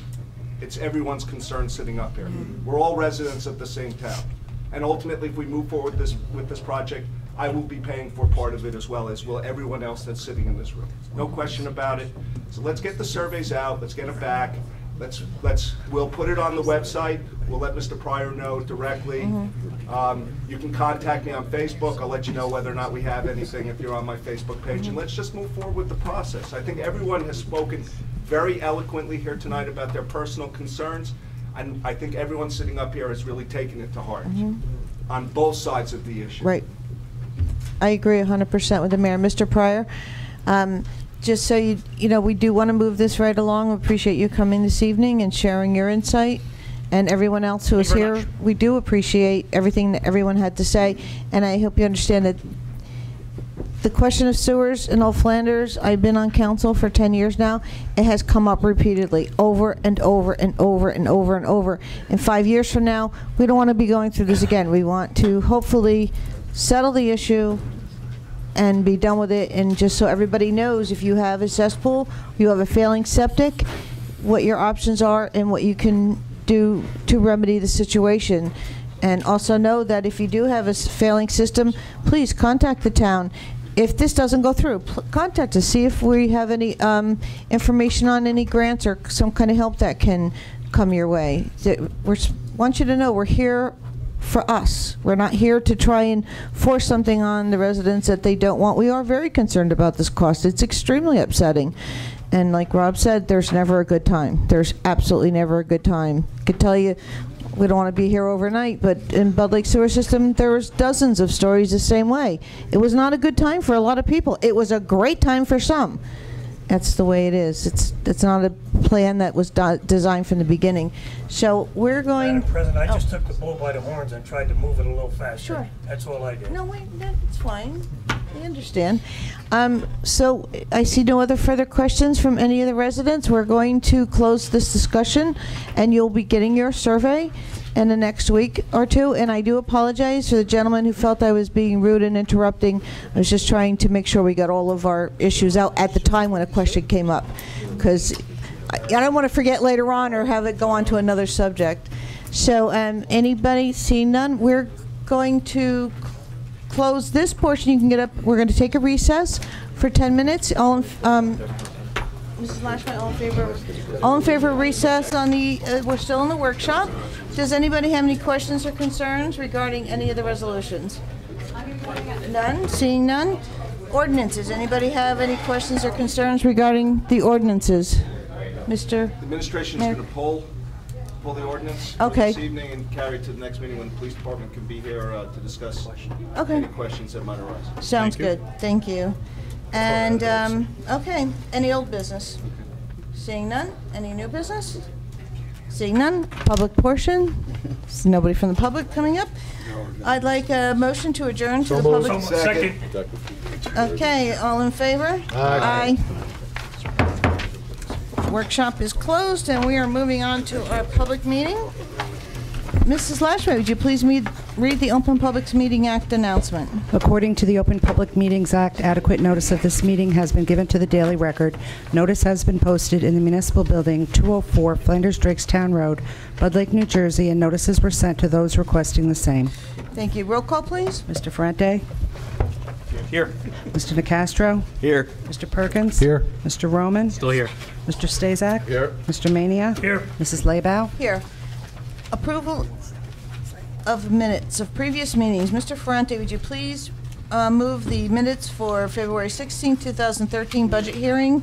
Mr. Walsh and Mr. Mania were absent. February 19, 2013 workshop and public meeting and closed session. Mr. Walsh, Mr. Mania, and Mr. Perkins were absent. Please move those. I move for the approval of the February 16th, 2013 budget hearing, the February 19th workshop, public And Close. closed session. Thank you. Do I- Second. Second. Any questions, concerns? Seeing none, roll call, please. Mr. Frente? Here. No, Yes. It's a yes or a no. Mr. Nacastro? Yes. Mr. Perkins? Yes. Mr. Rowan? Abstain on February 19th. Are you going to vote on, yes for 16? Yes on the rest? Yes on the rest, Mr. Perkins? I said yes, Madam Oh, I'm sorry, President. we didn't That's hear okay. you. Yes. That's the accent. Mr. Roman? Yes. Mr. Stazak? Okay, I can vote, I wasn't here, was I? Only if you read them. Yeah. Yeah, if you. Did you was read he- them? I read them. You weren't at the meeting or you weren't on the day? I wasn't on the day. If you were, if you were at the meeting, and you've read the minutes, you can. I was not at the meeting. Okay, all right, then yeah, you would have Still abstained. abstain? Yeah. Mr. Mania? I abstain on the 16th and the 19th, yes on the rest. Mrs. Laybow? Yes, I will. I'm still here and I vote yes. We have correspondence Until coming up retired. next, and we have, how many? Usually I write this down ahead of time, no. We have, 57, Madam President. thank you, 57 pieces of correspondence. Anybody have any questions, concerns? Okay, seeing none, we are up to ordinances for public hearing. Rob, which number are you removing? It's the Well, that would have been for That first would have reading. first reading. first reading? Okay. First reading, and that's Number 13. 13? I'd like to carry it to the meeting on April 2. Okay, very good. So, ordinance number, wait a minute. Where's my paper? Open to the public. Oh, look, she made nice big font for me. Yeah, it's nice, right? Okay, ordinance number 5 dash 2013. I open the No. public hearing to, I open hearing to the public on ordinance number 5-2013, bond ordinance providing for various capital improvements of the Township of Mount Olive in the County of Morris, New Jersey, appropriating the aggregate amount of $2,421,025, therefore, and authorizing the issuance of $2,086,220 bonds or notes of the Township of finance part of the cost thereof. Mr. Nick Castro, would you please move that for us? Thank you, Madam President. I move for adoption and final passage of ordinance number 5-2013. Do I hear a second? Second. Thank you. Any council discussion? Nope, seeing none? No one from the public? Okay, roll call, please. Mr. Frente? Yes. Mr. Nacastro? Yes. Mr. Perkins? Yes. Mr. Roman? Yes. Mr. Stazak? Yes. Mr. Mania? Yes. Mrs. Laybow? Yes. Ordinance number 5-2013 is passed on second reading, and I hereby direct the clerk to forward a copy of the same to the mayor and publish a notice of adoption as required by law. Next, ordinance. I open a hearing to the public on ordinance number 6-2013 entitled Bond Ordinance Amending Section 3, in parentheses H, of Bond Ordinance number 13-2012 as amended by Bond Ordinance number 25-2012 and Bond Ordinance 33-2012 of the Township of Mount Olive in the County of Morris, New Jersey, finally adopted April 24, 2012, as amended July 24, 2012, and October 16, 2012, in order to provide for the three-phase power at Turkey Brook Park project. Mr. Perkins. Yes, Madam President, I move for adoption and final passage of ordinance number 6-2013. I'll second it. Any council discussion? Seeing no one from the public who's making a, Mr. Scarfo, you want to make a comment? No? Okay. Roll call, please. Mr. Frente? Yes. Mr. Nacastro? Yes. Mr. Perkins? Yes. Mr. Roman? Yes. Mr. Stazak? Yes. Mr. Mania? Yes. Mrs. Laybow? Yes, ordinance number 6-2013 is passed on second reading, and I hereby direct the clerk to forward a copy of the same to the mayor and publish a notice of adoption as required by law. Next on the agenda, we have, I open the hearing to the public on ordinance number 7-2013 entitled Bond Ordinance Providing for Various Improvements to the Water Utility in and by the Township of Mount Olive in the County of Morris, New Jersey, appropriating $340,000 therefore, and authorizing the issuance of $323,000 bonds or notes of the township for financing the cost thereof. Mr. Roman, would you please move that for us? Yeah. I move for adoption and final passage of ordinance number 7-2013. Second. Second? Yep. Any council discussion? Seeing none, roll call, please. Mr. Frente? Yes. Mr. Nacastro? Yes. Mr. Perkins? Yes. Mr. Roman? Yes. Mr. Stazak? Yes. Mr. Mania? Yes. Mrs. Laybow? Yes. Okay, I declare, ordinance number 7-2013 is passed on second reading, and I hereby direct the clerk to forward a copy of the same to the mayor and publish the notice of adoption as required by law. I open the hearing to the public on ordinance number 8-2013, bond ordinance providing for various improvements to the sewer utility in and by the Township of Mount Olive in the County of Morris, New Jersey, appropriating $285,000 therefore, and authorizing the issuance of $370,750 bonds or notes of the township for financing the cost thereof. Mr. Stazak. I move for adoption, final passage of ordinance 8-2013. Second. Any council discussion? Mr. Perkins? No. You were just giving me a high five? No, I was just jerking my eyebrow at it. He's gassed. Okay, we're all getting punchy tonight. Roll call, please. Mr. Frente? Yes. Mr. Nacastro? Yes. Mr. Perkins? Yes. Mr. Roman? Yes. Mr. Stazak? Yes. Mr. Mania? Yes. Mrs. Laybow? Yes. Ordinance number 8-2013 is passed on second reading, and I hereby direct the clerk to forward a copy of the same to the mayor and publish the notice of adoption as required by law. Next on the agenda, I open the hearing to the public on ordinance number 9-2013 entitled, An Ordinance of the Township Council of Township of Mount Olive amending ordinance number 36-2012, which established salaries for the mayor, council, department heads, supervisory personnel, and employees of the township clerk's office. Mr. Mania. Thank you, Madam President. I move for adoption and final passage of ordinance number 9-2013. Second. Thank you. Any council comment? Seeing none? Roll call, please. Hello. Oh, I'm sorry. Oh, this time. I thought you were just wiping the other brow. Oh, my God. It's a unibrow, right? Oh. I would just ask our clerk, how's the search coming along? We've just started interviews this week. I've got about 15 resumes in. Nice.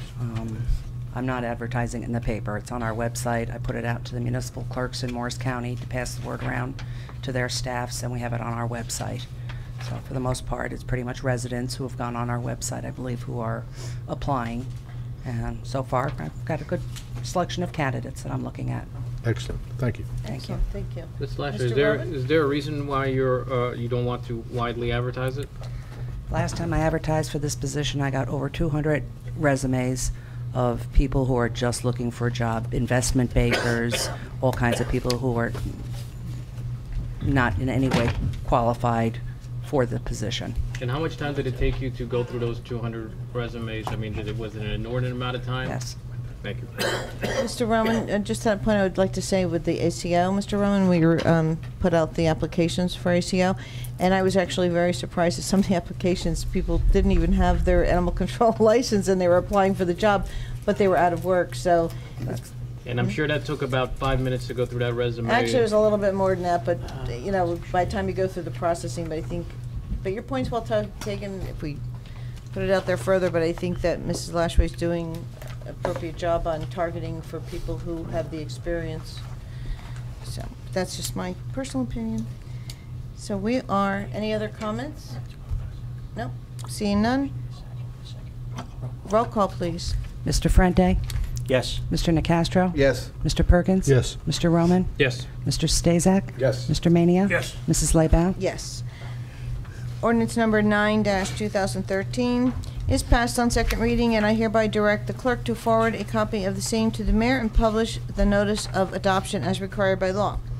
I open the hearing to the public on ordinance number 10-2013, an ordinance of the Township Council of the Township of Mount Olive, repealing section 4-41.5 of Article 9 and adding section 4-31.3, Article 7 of the Code of the Township of Mount Olive to transfer the Division of Buildings and Grounds Parks to the Department of Administration. Mr. Ferrenti.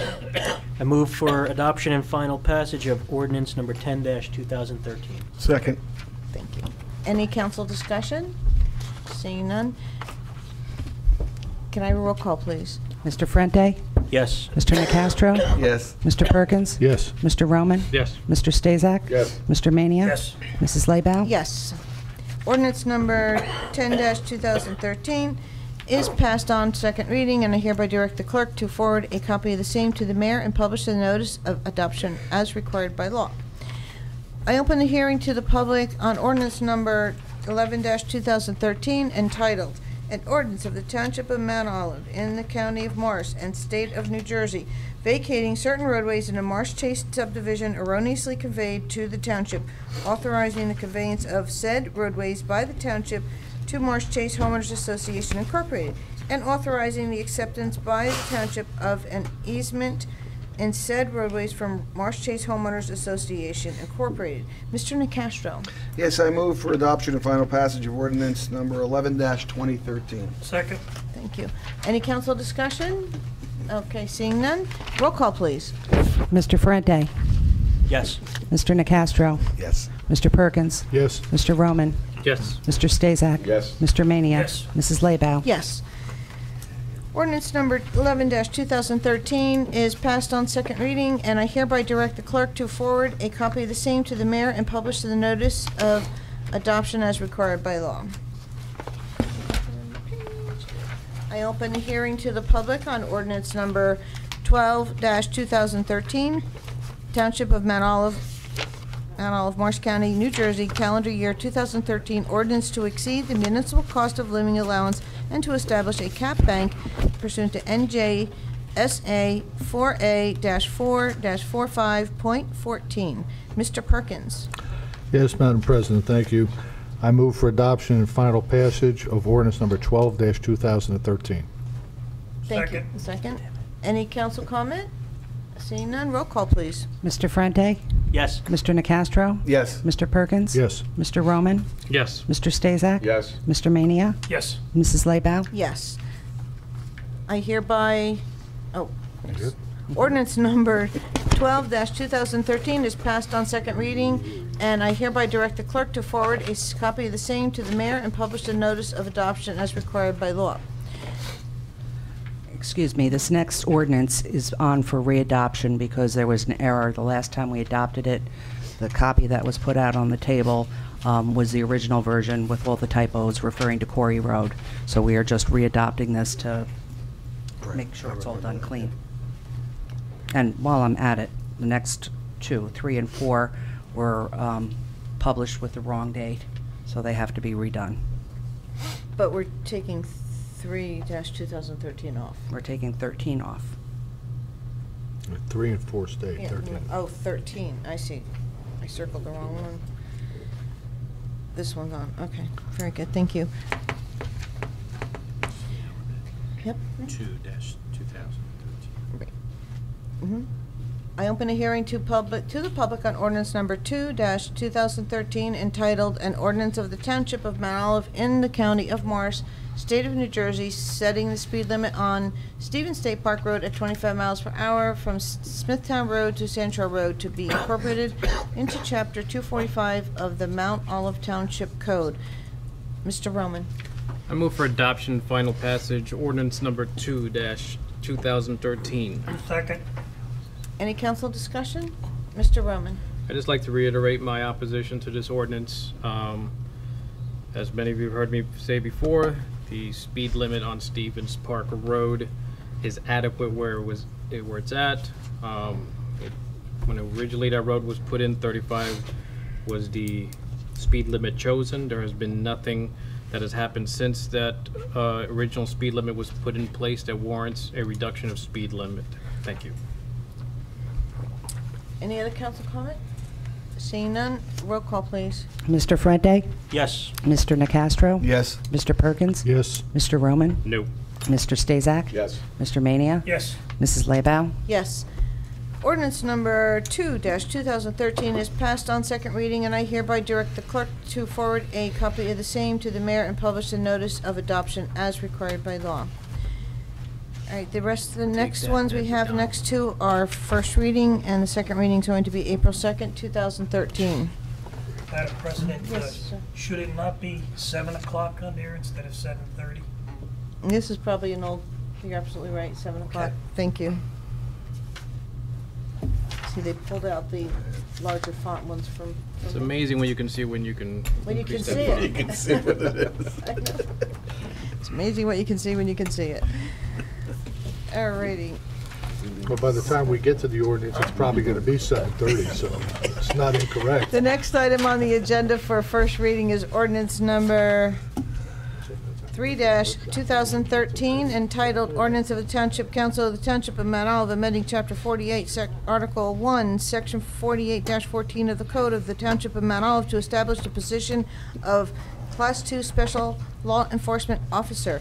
Mr. Stazak. I move that ordinance 3-2013 be introduced by title and passed on first reading, and that a meeting be held on April 2nd, 2013 at 7 p.m. at the Municipal Building, 204 Flanders Drakestown Road, Bud Lake, New Jersey, for a public hearing, consideration of second reading, and passage of said ordinance, and that the clerk be directed to publish, post, and make available said ordinance in accordance with the requirements of law. Second. Thank you. Any council discussion? Okay, seeing none, roll call, please. Mr. Frente? Yes. Mr. Nacastro? Yes. Mr. Perkins? Yes. Mr. Roman? Yes. Mr. Stazak? Yes. Mr. Mania? Yes. Mrs. Laybow? Yes. Alrighty. The next item on the agenda for first reading is ordinance number 4-2013, entitled Bond Ordinance Providing for Improvements to Dan Jordan Field in and by the Township of Mount Olive in the County of Morris, New Jersey, appropriating $36,000 therefore, and authorizing the issuance of 34,200 bonds or notes of the township to finance part of the cost thereof. Mr. Mania. Thank you, Madam President. I move that ordinance number 4-2013 be introduced by title and passed on first reading, and that a meeting be held on April 2nd, 2013 at 7 p.m.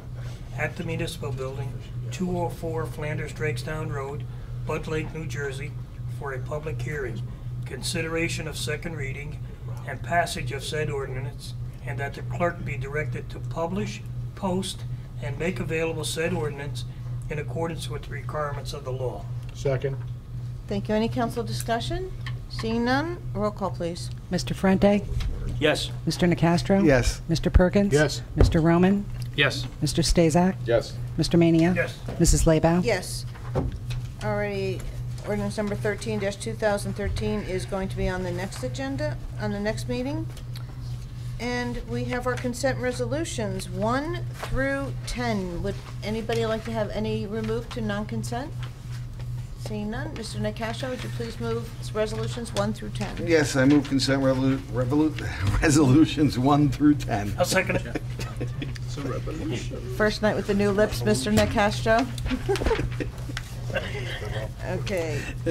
Anybody from the public? Seeing done. Anybody from council have any comments? Seeing none. Roll call, please. Mr. Frente? Yes. Mr. Nacastro? Yes. Mr. Perkins? Yes. Mr. Roman? Yes. Mr. Stazak? Yes. Mr. Mania? Yes. Mrs. Laybow? Yes. Alrighty, we don't have any non-consent, and we have our consent motions. Mr. Perkins, would you please move our approval of taxi permit for Sohail Ajam of Bud Lake Taxi and our bill list? So moved. Second. Any comments, questions, concerns? Seeing none, roll call, please. Mr. Frente? Yes. Mr. Nacastro? Yes. Mr. Perkins? Yes. Mr. Roman? Yes. Mr. Stazak? Yes. Mr. Mania? Yes. Mrs. Laybow? Yes. Administrative reports, Mr. Canning. Real brief. Monthly reports, you got a new format this month. Hopefully, if there's any tweaking or information you want further from the departments, please let me know. We're trying to push more information out to council, so it's easier to get through. We found the old paragraph memo things were kind of arduous and tough to get through. So if there's any requests, please let me know. Mr. Perkins? Thank you, Madam President. Yes, Sean, the ordinance fees for the sanitary sewer grinder pumps, how's that coming along? That's in the works. I'm finishing the final draft. That's going to go to Fred's office. I'm hoping for the April 2nd meeting. If not, we're looking at the 16th. Okay. But that's we have to get the ordinance revised. The paragraph draft format is all set from Jimmy Lynch and myself. So hopefully next Monday, get it down to him. Can you do me a favor, shoot me the draft so I can take a look at that, if you wouldn't mind, Sean? Yeah, absolutely. Thank you. Thank you, Madam President. Thank you. Any other questions? Mr. Kenny, any other administrative reports? No, that's it. Don't see it. And old business? Any old business? Any new business? Legal matters, Mr. Semra? No report this evening, thank you. Council reports, we're going to start with Mr. Franti. Could you please go through all of yours, and we go to Mr. Nicastro, and so on and so forth. I'm meeting with the Lake Committee this week, and nothing for the library. They have their spring fling and Easter egg hunt at it's at the end of the month. I'm just trying to pull up the date now. I think it's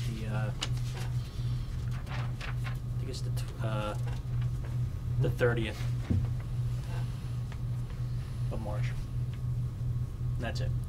Actually, Mrs. Lashway just told me she regrouped our council liaison. It's all in alphabetical order, and all your committees are together.